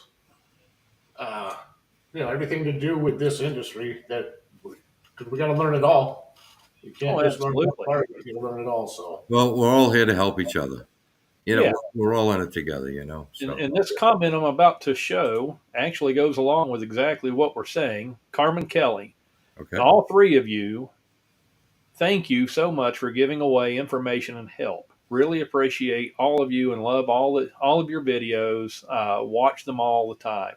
Fantastic. And absolutely, Cameron. I think I said Carmen the first. I was Cameron. Sorry about that. But no, that's exactly what this podcast is about, and this is mine and Jim's vision of things. And Wayne is in on the same prospect. We all want to help each other. We all started out learning at some point in time. Not one of us was born with the knowledge of guns, reloading, and the different things. Although some people you would think were born into it, but yeah. No, I learn every day. Wayne learns every day. Jim learns every day. And we want to learn from you guys. Twice. I'll tell you what, feedback is 90% of the business. Well, it is. We learn so much from our customers and what they want and why. And it ticks an idea and boom, there you go. Yeah. And as, manufacturing owners, which me and you both are, that is where we learn. We learn from our mistakes from our customers. Do you remember when my first 9mm die shipped? Mm-hmm. We had a tooling problem, and the bore was out of sync about 2,000s at the top. Right. So the guys would size, they'd go over to the flare station. They weren't getting any, there was no tension left for the bullet. Bullets falling through. Well, we were brand new. I'm invested in this thing. And we replaced, 200-300 dies for people. All within the first 9 months, 10 months. That's, after we introduced the mags and the shorties with the flare tools and came back with the sizing dies, and we messed them up. But we replaced all of them. Everybody got a new die and everybody was happy. Well, so, that's how you learn, live and learn, and stand. Mistakes happen in manufacturing. And we all grow with it. And the mistakes aren't as much as important as how you handle the mistakes. It's how you correct them. It's how you treat your customers when it happens.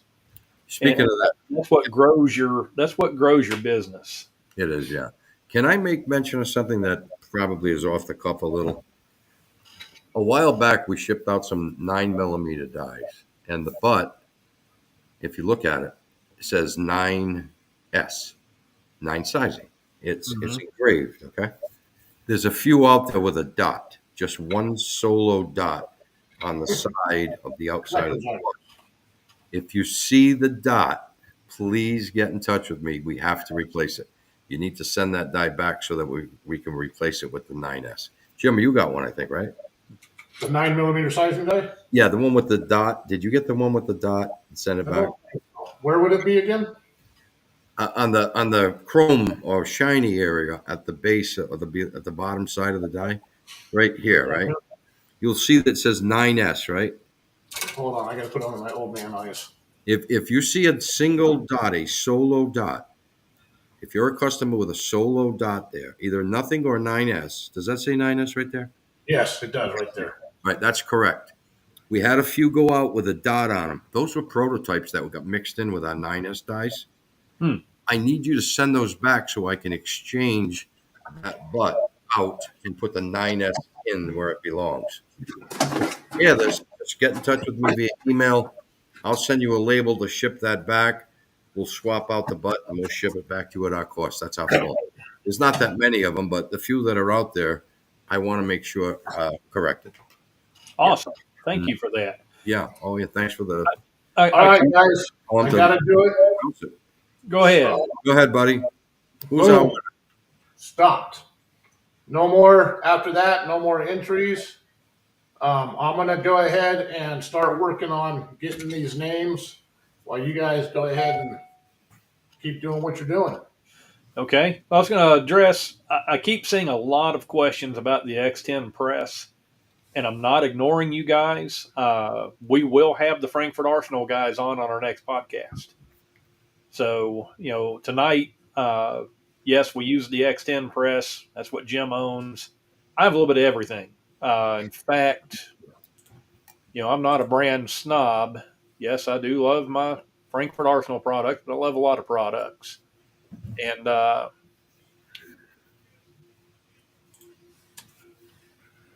actually, let me get the right camera.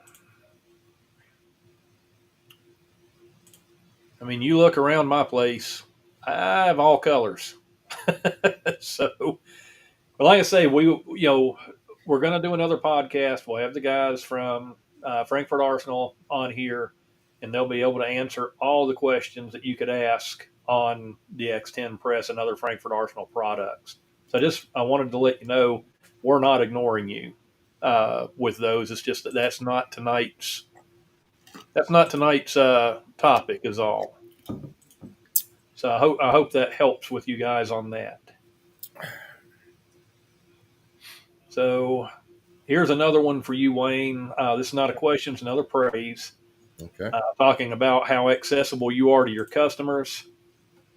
Right, here's another praise. Sean Miranda, he's not lying. Wayne reached out to me on Thanksgiving Day. Great guy. I remember that call, Sean. Yeah. Happy to do it. Okay, so here's another question for you.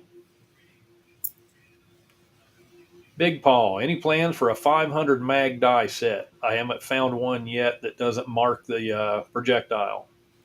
No, not that I don't want to. I don't have time for a low volume die. That's truth.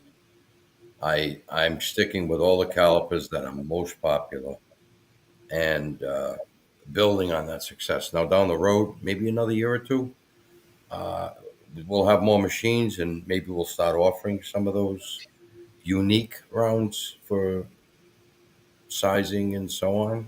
But for now, no. Unfortunately not, no. Sorry. It's all right. That was an honest answer. So let's see. There's a lot more of the giveaway guys typing in. Well, here's another praise to the channel, which we appreciate. Sherlock 1895, as a novice reloader, I've learned so much this evening. Kudos. So Happy to hear that. absolutely. I mean, this is what we're about. We hope and pray that you guys keep coming back to our podcasts. We plan to build this as big as possible, get the best people we can possibly find on here. Again, we're all in this journey together, like Jim's reloading journey. I love the angle he took as far as his YouTube channel. That's what got me interested in watching him, and now look where we're at.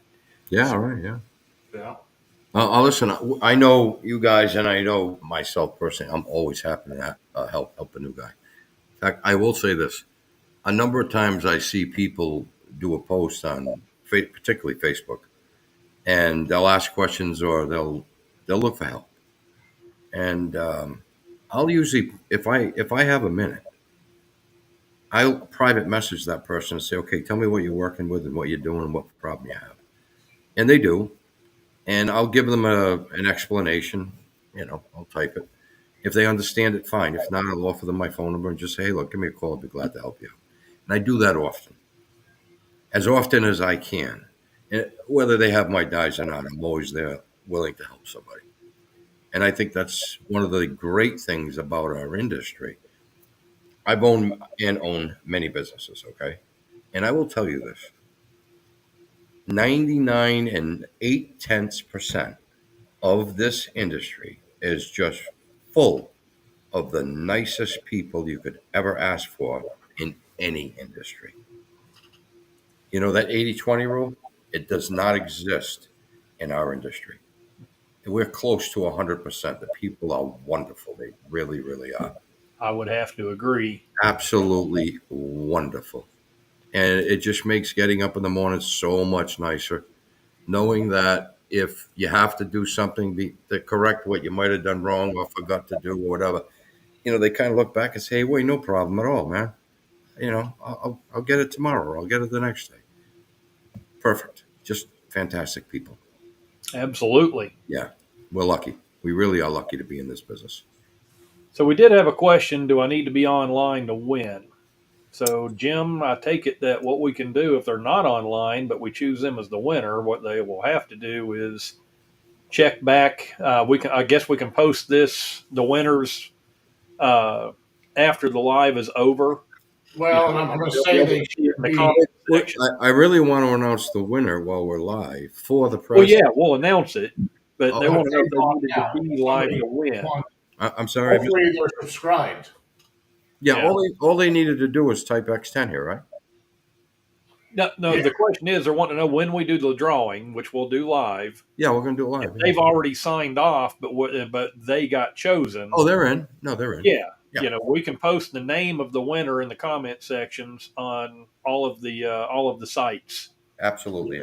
So they can figure it out and then contact us from there, so we can get their information, address, and By all means, yeah. whatnot to send it to. Mm-hmm. Does that sound good, Jim?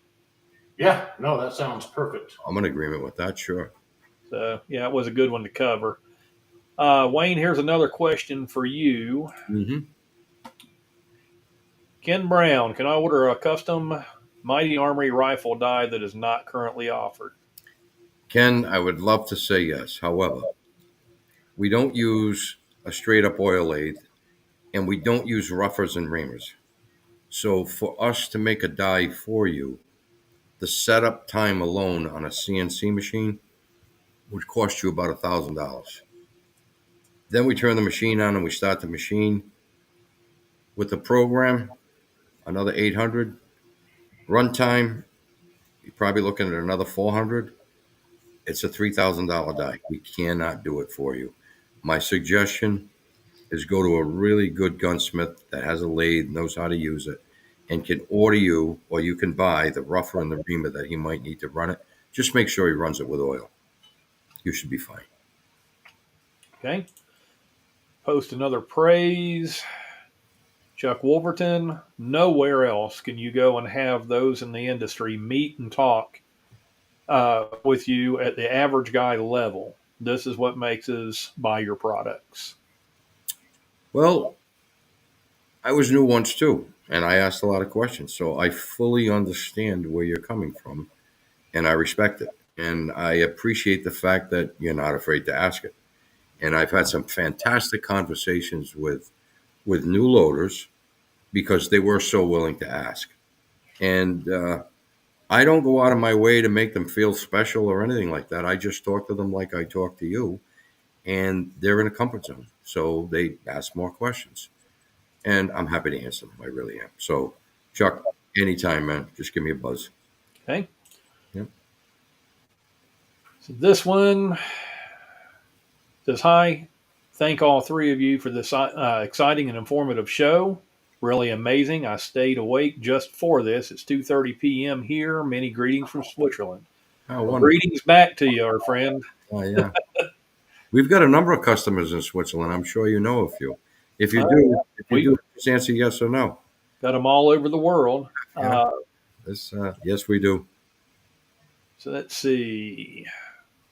Wayne, any thoughts of adding a flare powder drop die or insert for a Dillon? I run a powder cop, so I don't have any more stations available, and a standalone flare die. Well, we've offered the 9 millimeter funnel flare for 2 years now, and we just finished machining, heat treating, and polishing the 40 and the 45. Those will be going out for laser etching. They should be done into the week, so they'll be listed on the website. So yes, we've had 9 for 2 years.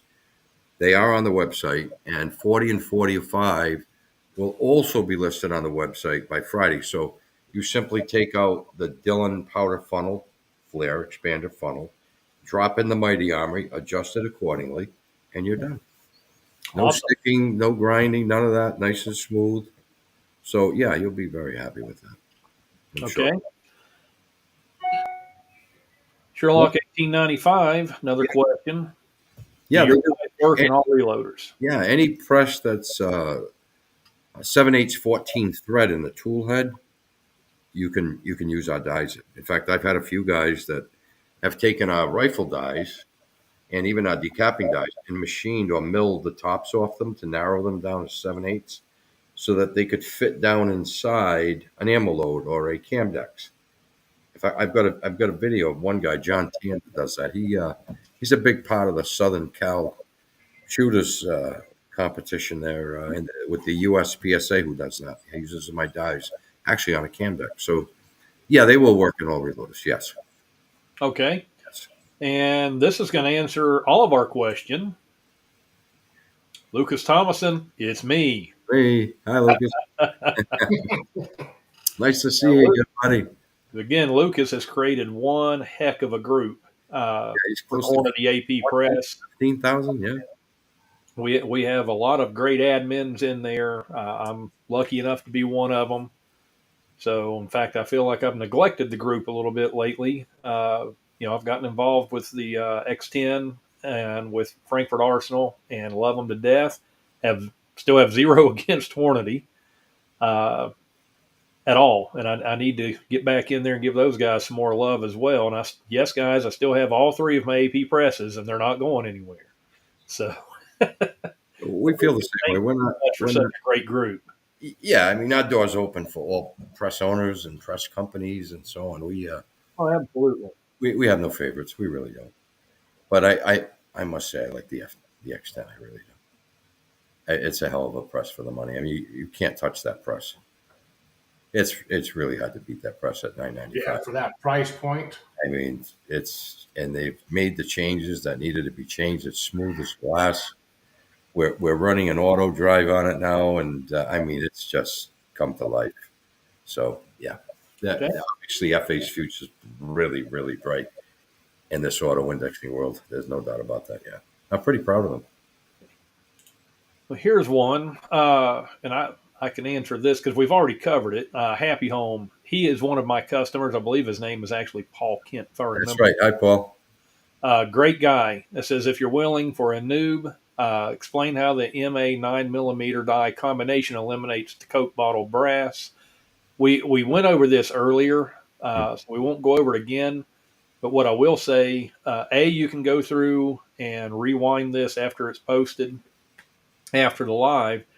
And Paul, also, I have a current YouTube video that explains exactly how it works.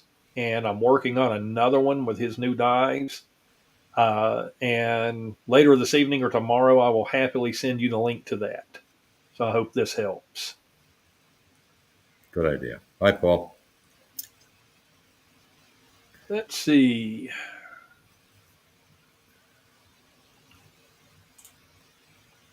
All right. Steve, Mighty Armory trim die is the only trim die I've found that works with the Hornady AP due to the extended threads. Great product, thanks.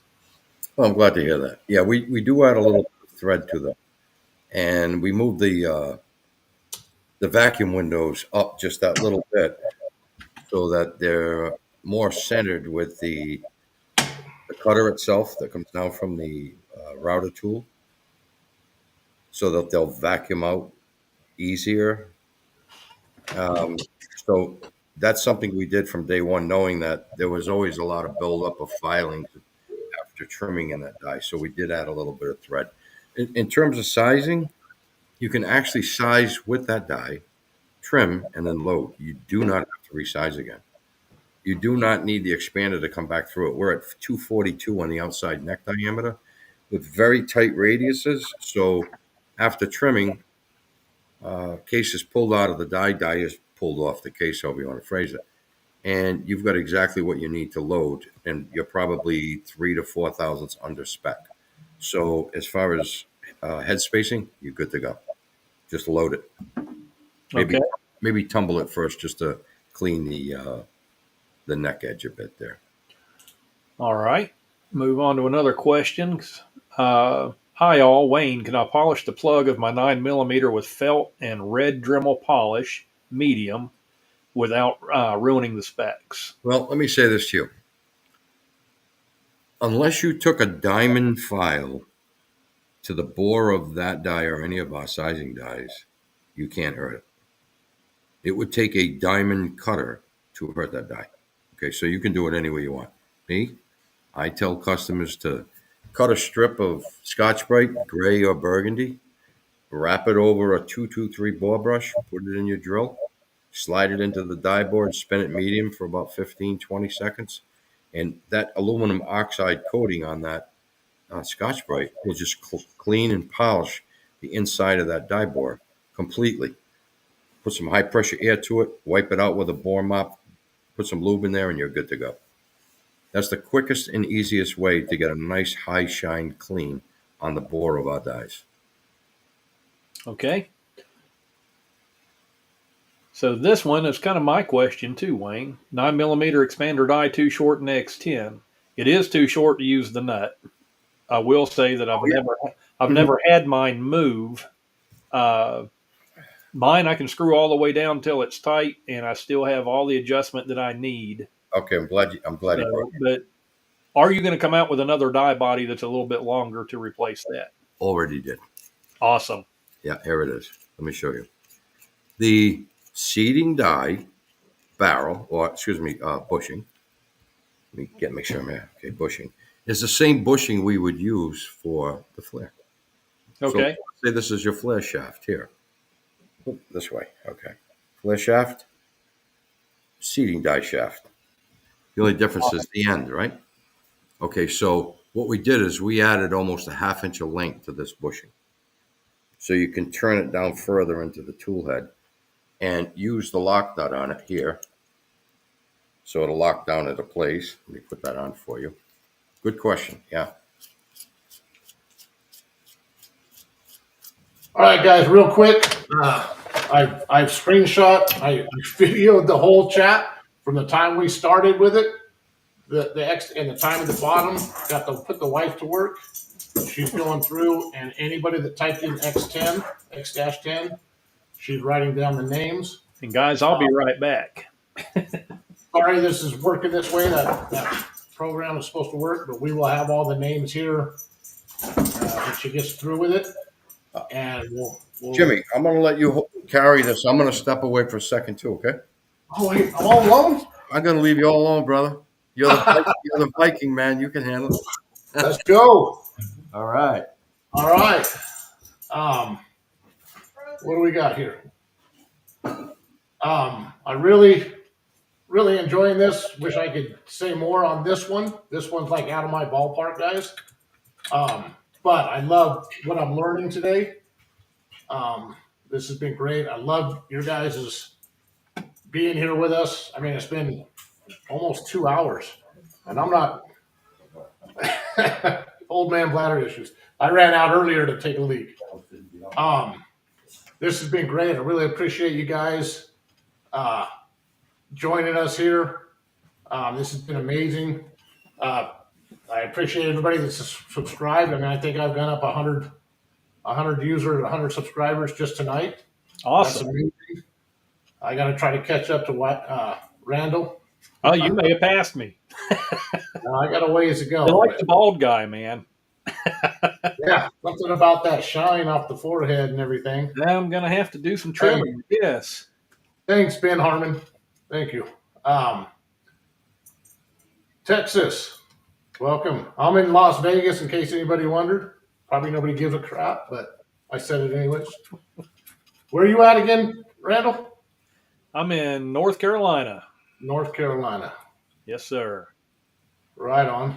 Sorry for the problem with the X10 giveaway, but we will make it right. We will make it fair. My wife's going through getting me every name that did it, and we will. The promo code for the MA again was 20. I'll put it in real quick. 20% off.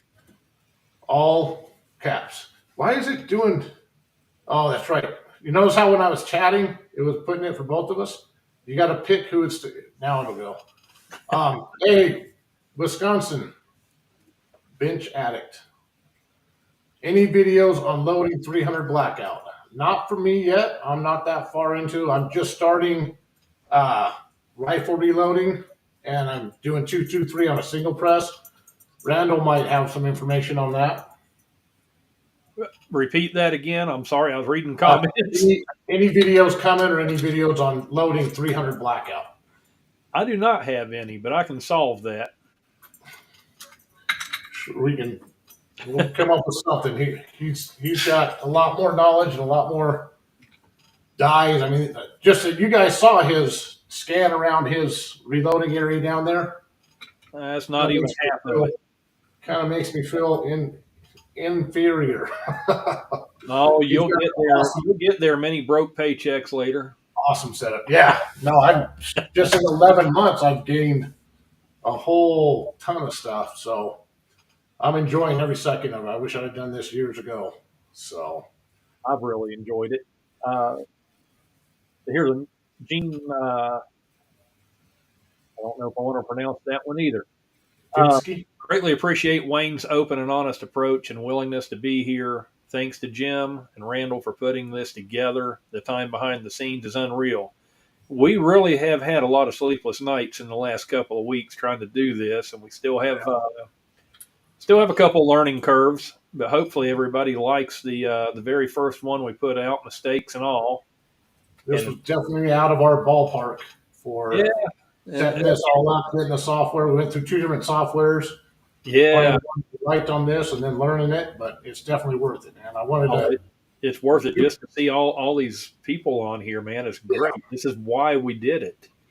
So we wanted to try to give you guys as finished the product and as professional looking as we could right off the bat, and it's only going to go uphill from here. So yeah, stick around and love us for our mistakes. If you noticed our videos, we leave our mistakes in them, man. We're real, just like you guys. You know, we don't do super polished videos, and we don't do infomercials. So we try to do it on a level that everybody can be on the same level, whether you're a newbie or experienced or in between, and that's how we hope to keep it. Completely. Absolutely. I agree. Ad lib. It is what it is. Yeah, none of this was scripted, you can tell. And we are who we are. That's right. No ears. This isn't a Hollywood production. This is 3 guys and a bunch of people who have joined us who enjoy doing the same things. Yeah. It doesn't get any better than that. It really doesn't. So we're going to change our names to 3 guys and a bucket of brass. There you go. And another bucket of bullets and another jug of powder and another pack of primers. I got one here. I don't know if we missed a question somewhere. What's that, Jim? I don't know if we missed a question. I'm not sure what he's saying there. Answer for a Burger hybrid, a vid bullet seating. Okay, so I've been talking to a young man who's extremely good at long range. I mean, extremely. He recommended the Burgers, the hybrids, and the Hornady VDX. Real cool, Wayne. Not to jump in. I thought just so I thought he was saying Burger hybrid had asked a question. I'm doing a search. Oh, he's talking seriously about bullets. No, I thought maybe he was prefacing that guy Burger hybrid. I thought that was like their username. I thought they had asked a question. I didn't know that was an actual So I'm doing a search looking for That's that a new user. bullet they've come out with. Yeah. Right on. It's called the hybrid. It's a little different from their typical, really long tapered coned bullet. Very cool. It's got a little different ogive and angle. And then the Hornady VL VDX, is it? Those three are the most popular bullets that your long range shooters are loading. Okay.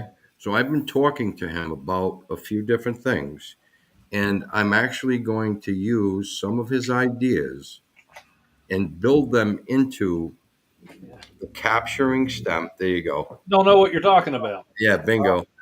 It's the capturing stem, like I did with the pistol dies, to capture that bullet. So when it grabs it, it seats it, doesn't mark it, and seats it perfectly straight. So you don't lose any of the concentricity that's sized into the case.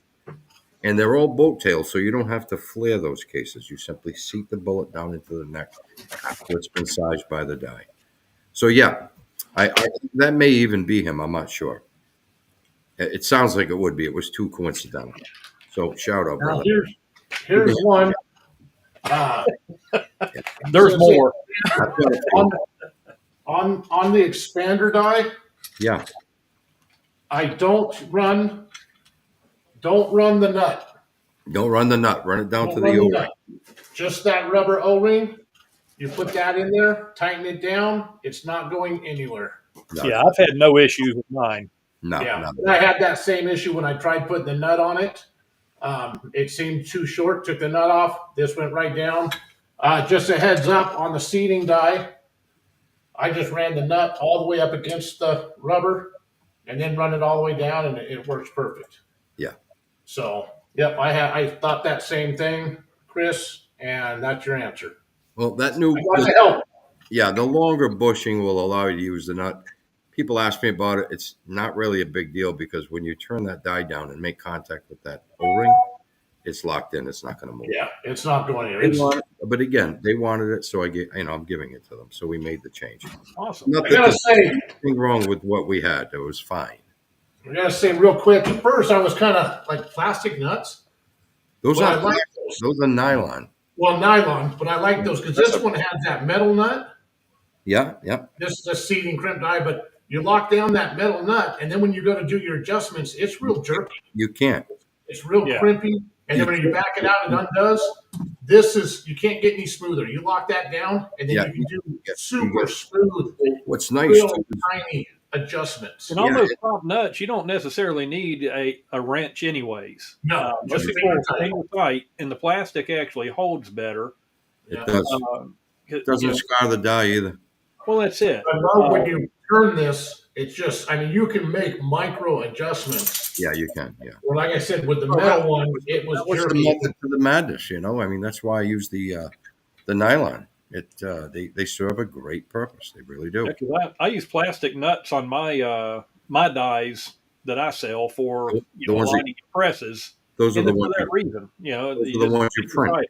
You Yeah. print them. Yeah, I've seen them. Actually, 3D print mine. They're a Yeah. carbon fiber mix, and There they you go. they hold great. Yeah. Never once in thousands of them had a customer return one. Yeah. Well, in 4 years that we've been selling dies with that type of nut, we've never had a problem. I might have had one or two customers that hit them with pliers and, kind of ruined them a little bit. And I sent them another nut. Right. I just told them, just use your hand. You don't need a wrench on. Okay. Well, Jim, he took off. Okay. I got one here that mentions him, and I'll wait till he comes back so he can answer this. Yeah. But no, the nuts I do, they're 3D printed, and again, they're a carbon fiber PLA mix, and they hold great. And then I've learned to use a textured bed plate, and then you use the rough part of the nut down, and it locks even better. Mm-hmm. Just from that, so A little more friction. Great. Yeah, a little more friction. As you know, Randall, it's all about the thread, the major and the minor in the threads. Oh yeah, absolutely. And the angle. If you've got a well machined or a well printed nut with the proper thread pitch, Mm-hmm. you're going to get a nice seating, lockdown, and you won't get any canting. Okay. Correct. Because the threads are mated well with the threads on the die. But when you've got Correct. loose threads like a Home Depot nut and bolt, and Mm-hmm. you tighten your die down and then lock it with the lock ring, Yeah, you're cants the gonna get a die. lot of movement. There goes your No longer concentric at that point. It's gone. It's gone. Yeah, and my dies, that's what they're for. I mean, they're for aligning your press, and you don't want them to cant. They have to be in spec. Yes. Yeah, I make I produce my own lock nuts that eliminates that from happening. That's one less worry. You're in control. So, If you're in control, everything is perfect. And that's absolutely. key. Absolutely key. Well, Jim, I'm gonna post this one. This one addresses you. What do we got going on here? Jim, if allowed, don't forget I'll throw in 1,000 federal pistol primers to the winner. Wow. Hey, that's awesome. Go ahead and take down his name. I'm going to get a screenshot of this so we have a picture of this. So we have proof. Well, Oh, that's awesome. I don't recognize the name Walcrow, but I Walcrow, I'm going to put my email. My email is reload journey @gmail.com. Reach out to me and get me your information. So it's reloadjourney@gmail.com. Why did it go under bragging rights? I gotta pick. Yeah, this resets back every time. Anyways, email me your information, and that's the email right there. Email me your information, and we'll put that with it. We'll get you the information for the winner. Nice gesture. We appreciate Absolutely. that. Yeah. Oh, yeah. Very nice of them. Yeah. If you send them to me first, I'll make sure they work well before we pass them on. I want to make sure we're getting quality stuff to our listeners, our subscribers. There's another praise. Let's see. Chad says, I have been reloading approximately 5 to 7 years. Still consider myself a beginner. With that said, I have replaced all dies possible with Wayne's dies and have eliminated a lot of problems seen. Thanks. Thank you, Chad. I'm happy that you're happy. And as you know, I'm sure, whenever you need service or information, I'm always here to answer questions for you. So you asked. thanks for the shout out. Pistol. I appreciate it. I really appreciate the shout out. And he says, got it. So those are small pistol primers that he's offering. Very nice of him. Okay, let's see. Here we go. Ivan says, hi, Wayne. Ivan from Texas here. I've been using your dies and decappers for many years now. He has. Love every one of them. Thanks for the great products and support over the years. Hi, Ivan. How you doing, brother? Make sure you say hello to Q for me. Yeah, Ivan's was one of our first customers, and he's been with us ever since. A gentleman. I got to tell you, I'm impressed at how many of your customers that you remember just by name. I know. I love my customers, but I don't have quite that gift. I wish I did. I really do. I really do remember the majority of my customers. If they call me or text me, that's it. I know them for life. That's just how my mind works. I really appreciate them. So, especially the phone call. If I talk to you, that's it. I know you forever. Right.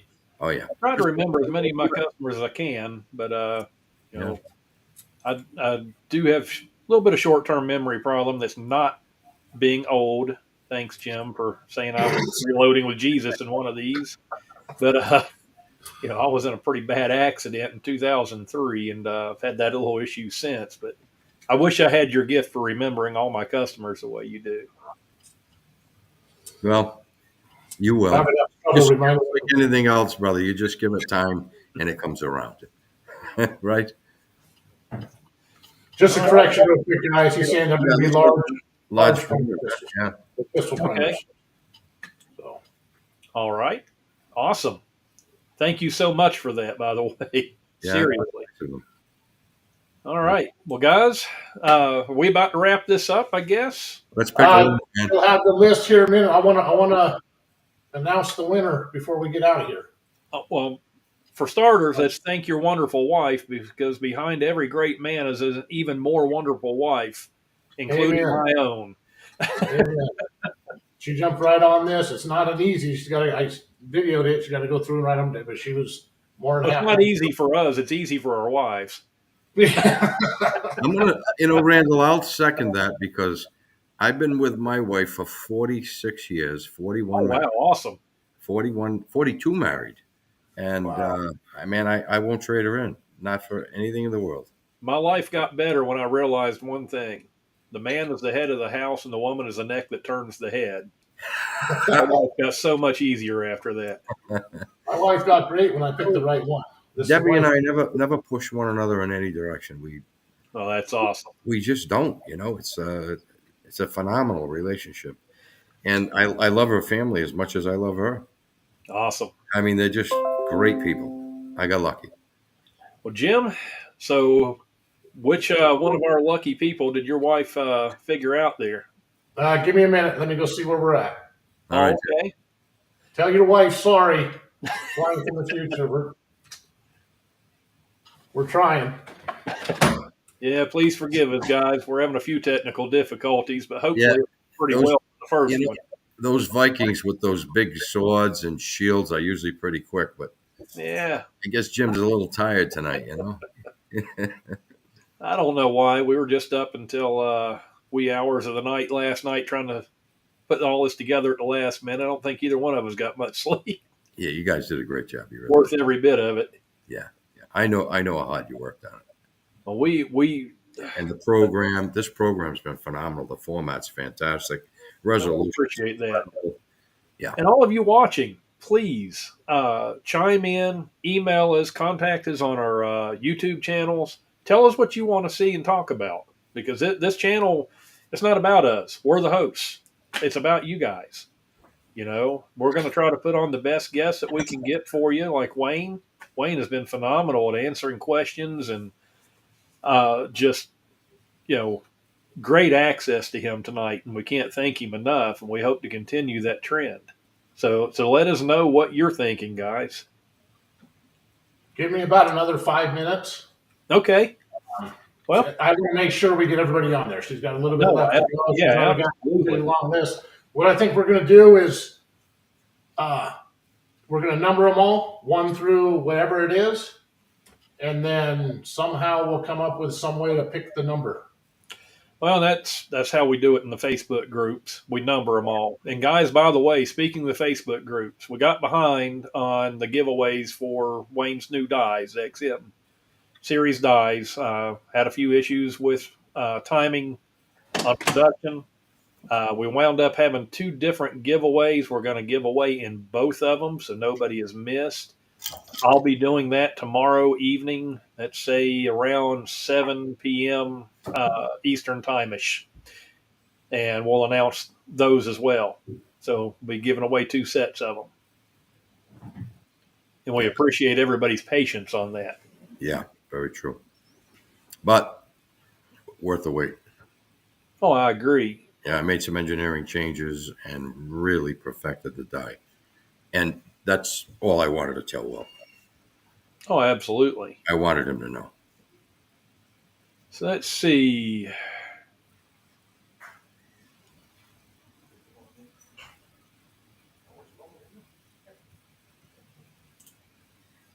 Here's another one, Chris Merritt. So just got my X10 set up today and was putting in the new Mighty Armory 9mm dies, and also noticed the expander die was too short. Well, again, we covered that for you.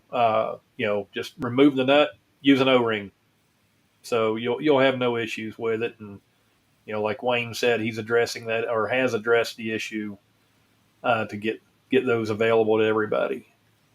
Yeah, the O-ring actually comes with the die. It's Right. a little envelope. You could just use that, but we've since made a little change so that people can use that nut because I guess they think it's supposed to be there. That's fine. It's done. Okay. Yeah. Make them happy. Give them what they want. Oh, absolutely. Customers are what. Well, yeah, That's what makes our world go round. we're talking 3/8 of an inch. It's piece of cake. Yeah. So let's see. Trying to find some more questions. I can't believe the amount of people and questions we've had tonight. We were so blessed, to say the least. Yeah, we've had some very good guests. I mean, there's a question there from Millennial Logger 68. He says, "Hey Wayne, what were you going to say about FWMs?" I just wanted to Will to know that we did perfect that die. Yeah, That's all it was. trying not to get into manufacturer. Well, I mean, Will had mentioned something, and then he Yeah, mentioned. I understand. I just wanted him to know we really did perfect the die. That's all. No problem. Yeah, Let's see. I talked to people at Reading and Hornady and Yeah, Summit, and I mean, Will's no different. He's in the business. I'll talk to him anytime. yeah, there's room for everybody. Sure, there is. Yeah.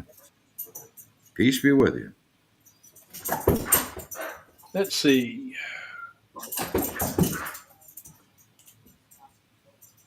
Pinky Pinkerton. After the information in this live stream, I will be replacing a lot of the dies with information provided is what I needed to convince me. Have 2 decapping dies now that I love. Awesome. Okay, great. Yeah. So you'll take the next step to change your loading dies. You'll move on or up from the decapping dies and start making Sammy spec ammo that'll take you to the next level. There's no doubt about that. Oh, absolutely. Oh yeah. I don't know if you know Mel Rodero. Mel's an airline pilot. He shoots USPSA and IPSC in the senior class. And, a wonderful guy, great family guy. He's got an extremely tight relationship with Phil and Lauren Cashin at MPA. Okay. MPA makes some fantastic precision pistols and rifles. Right. And he went to the Nationals this year, and he had his 38 super rounds. I think it might have been 9 major, but nonetheless, when you go there, you have to shoot your rounds, and they chronograph them to make sure you're within power factor. Right. Well, his rounds were consistently 0 to 1 SD, which means his extreme spread was 1. That's like 1 second per, and they were blown away. They'd never seen anything like it before. And they Well, I mean, asked, "Where is this ammo from?" He said, "It's from me. I loaded on my Mach 7." And they said, "Well, what are you doing special?" He said, "I just use Mighty Armory dies." And that's a hardcore fact. And this took place at the Nationals. And I got to tell you, it spread like wildfire. You can't yeah. imagine how many die sets we sold to the big guns that do their own loading because of that. I mean, That, I shoot 308. that RO and supervisor talked about that throughout the whole match. Oh, wow. U.S. Nationals. But, I shoot 308. That's one of my favorites. And, I've got your 308 competition die, and I've got the combination down between your die. Actually, I can do it with Burger or the Hornady A-tips both. Mm-hmm. And with the powder, I've got it down to where I'm consistent single-digit SDs. Beautiful. I mean, and Outstanding. and that's what made the final factor on that was using your dies and getting them to true Sammy spec. Mm-hmm. The shoulders are sharper. They're phenomenal. Yeah. Well, if your SDs are low, then your accuracy is going to be good. Oh, of course. Absolutely. It's all about SDs. Most guys that are loading with my dies, after they've gotten used to them, are all 5, 6. That's about average. Right. 5 or 6. The guys that go the extra mile, that little extra powder or that little extra seating depth or length, they get down to 1 and 2, man. So there's another question for you. Sure. I want to try these dies. Which would be the best to try out? Sizer or taper crimp? Okay, so the dies are a measured system. They will work in combination with other dies. Yes, they will. And they will help them. But being a measured system, if you can put together a full set over time, I highly recommend it because that's where you're going to get the most from your ammunition and your gun. And you'll be surprised how much better a shooter you are. Right now, if your SDs are 15, 20, 22, and you're at, you've got a 3-inch spread on that target, and you start loading with a set of Mighty Armory dies, and before you know it, that 3 inches is now 1. So now Right. you know how much better a shooter you are, and that's true. So your ammo has a lot to do with how good your gun can be, which means how good can you be. And the dies Right. really, really do make the difference. They really do. All right, let's get in one last question because Jim Yeah. looks like he's got something important to say. Okay. Jason, well, I'm not too familiar with Mighty Armory dies, but do you make rifle dies as well? Say 223, 300 Win Mag, or 6mm Art? Just wondering. Thanks. Yeah, we do make 223, and we have for 4 years. The 300 Weatherby Mag, not yet. And the 6mm ARC we've had for over a year. All extremely successful selling dice. People love them. So Awesome. the utmost confidence by the dice. You'll be very thrilled. Very happy. Yeah. All right, Jim, what do we got, buddy? All right, guys. So we've got 110 entries.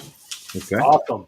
Now, I was trying to get rid of the double. The guys have posted it in multiple times and all that. So, however you guys want to pick a number between 1 and 110, and I will show you the winner. Wayne, that's all you, buddy. 110. There used to be a show called 77 Sunset Strip, Yeah. which was pretty popular at the time. Showing my age. 77. Too. Yeah. 77.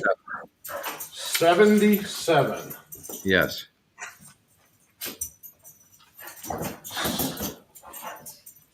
Flying fish. Flying fish. Flying fish. Yeah, post that up there, and we'll make sure that if he's not on, that we get it posted in all the groups and on our YouTube. Hold channel. on. Hold on. Is he there? Well, Flying fish or flying flying? fish. Okay. I'm just putting up one of his. So that is the winner right there. I'll go ahead and post that in here. Awesome. Flying fish. Flying Congratulations. fish. Yeah. You're Is going that to get great press with great dies. Is that a sword or a blue marlin? What kind of fish are we talking about here? Hey, he's with us. He said, "Holy crap!" Oh, hell yeah. Me, yeah. Look, He does exist. yes, he's for real.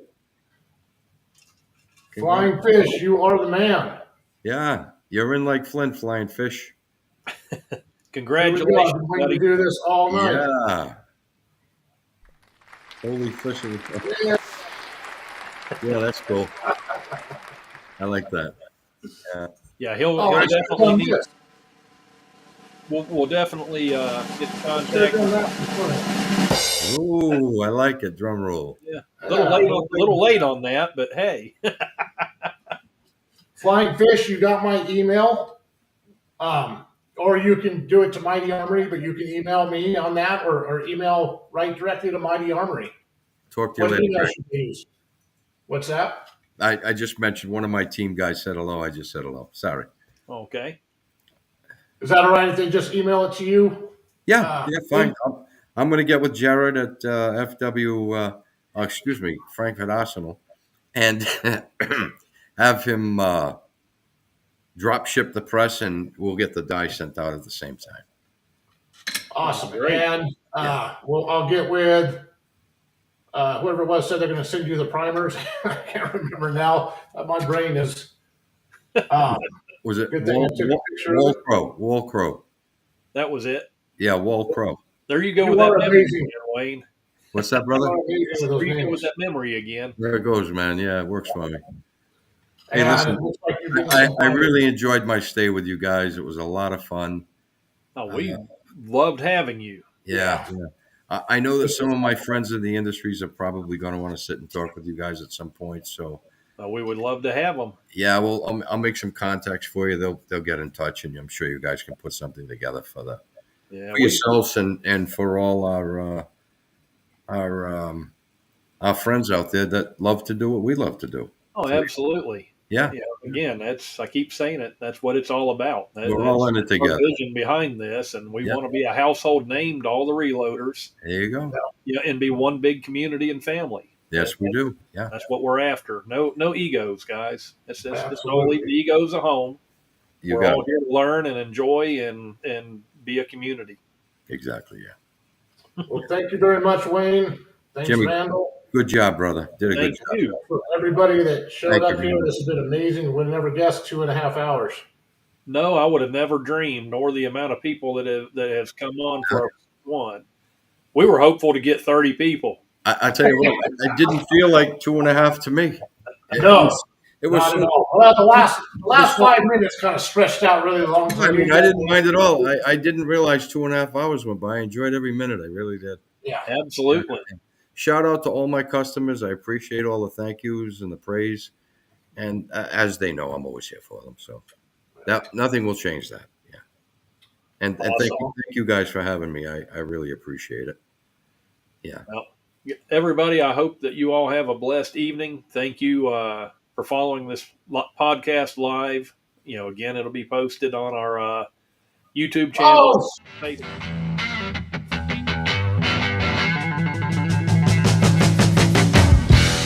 Sorry about that. Yeah. I was trying to do something else, and I Crazy. couldn't. Got twitchy fingers, didn't you? Either we were late or you were early, man. Yeah, I'm not sure which. Well, hey, I guess we've done our thing. It's time to go cuddle with the wife, watch a movie, There have you a go. cold pop, and then call it a night. What do you say? Absolutely. Go to your reloading presses. I'm going to try like heck tomorrow afternoon. I really am. All right. I'm going to try like heck. Yeah, even if I can just get an hour in. All right. Well, guys, God bless everybody. Thank you again for watching. Come back and see us on the next one. We're going to try to do these about every 2 weeks and give you some great lineups. Again, the next one should be the guys from Frankfurt Arsenal, and we'll be able to have all your questions answered on the new X10 press, about the new bullet feeder that does come out, and any of their products. So again, thank you again. God bless. God bless, guys. Have a good night. Peace out.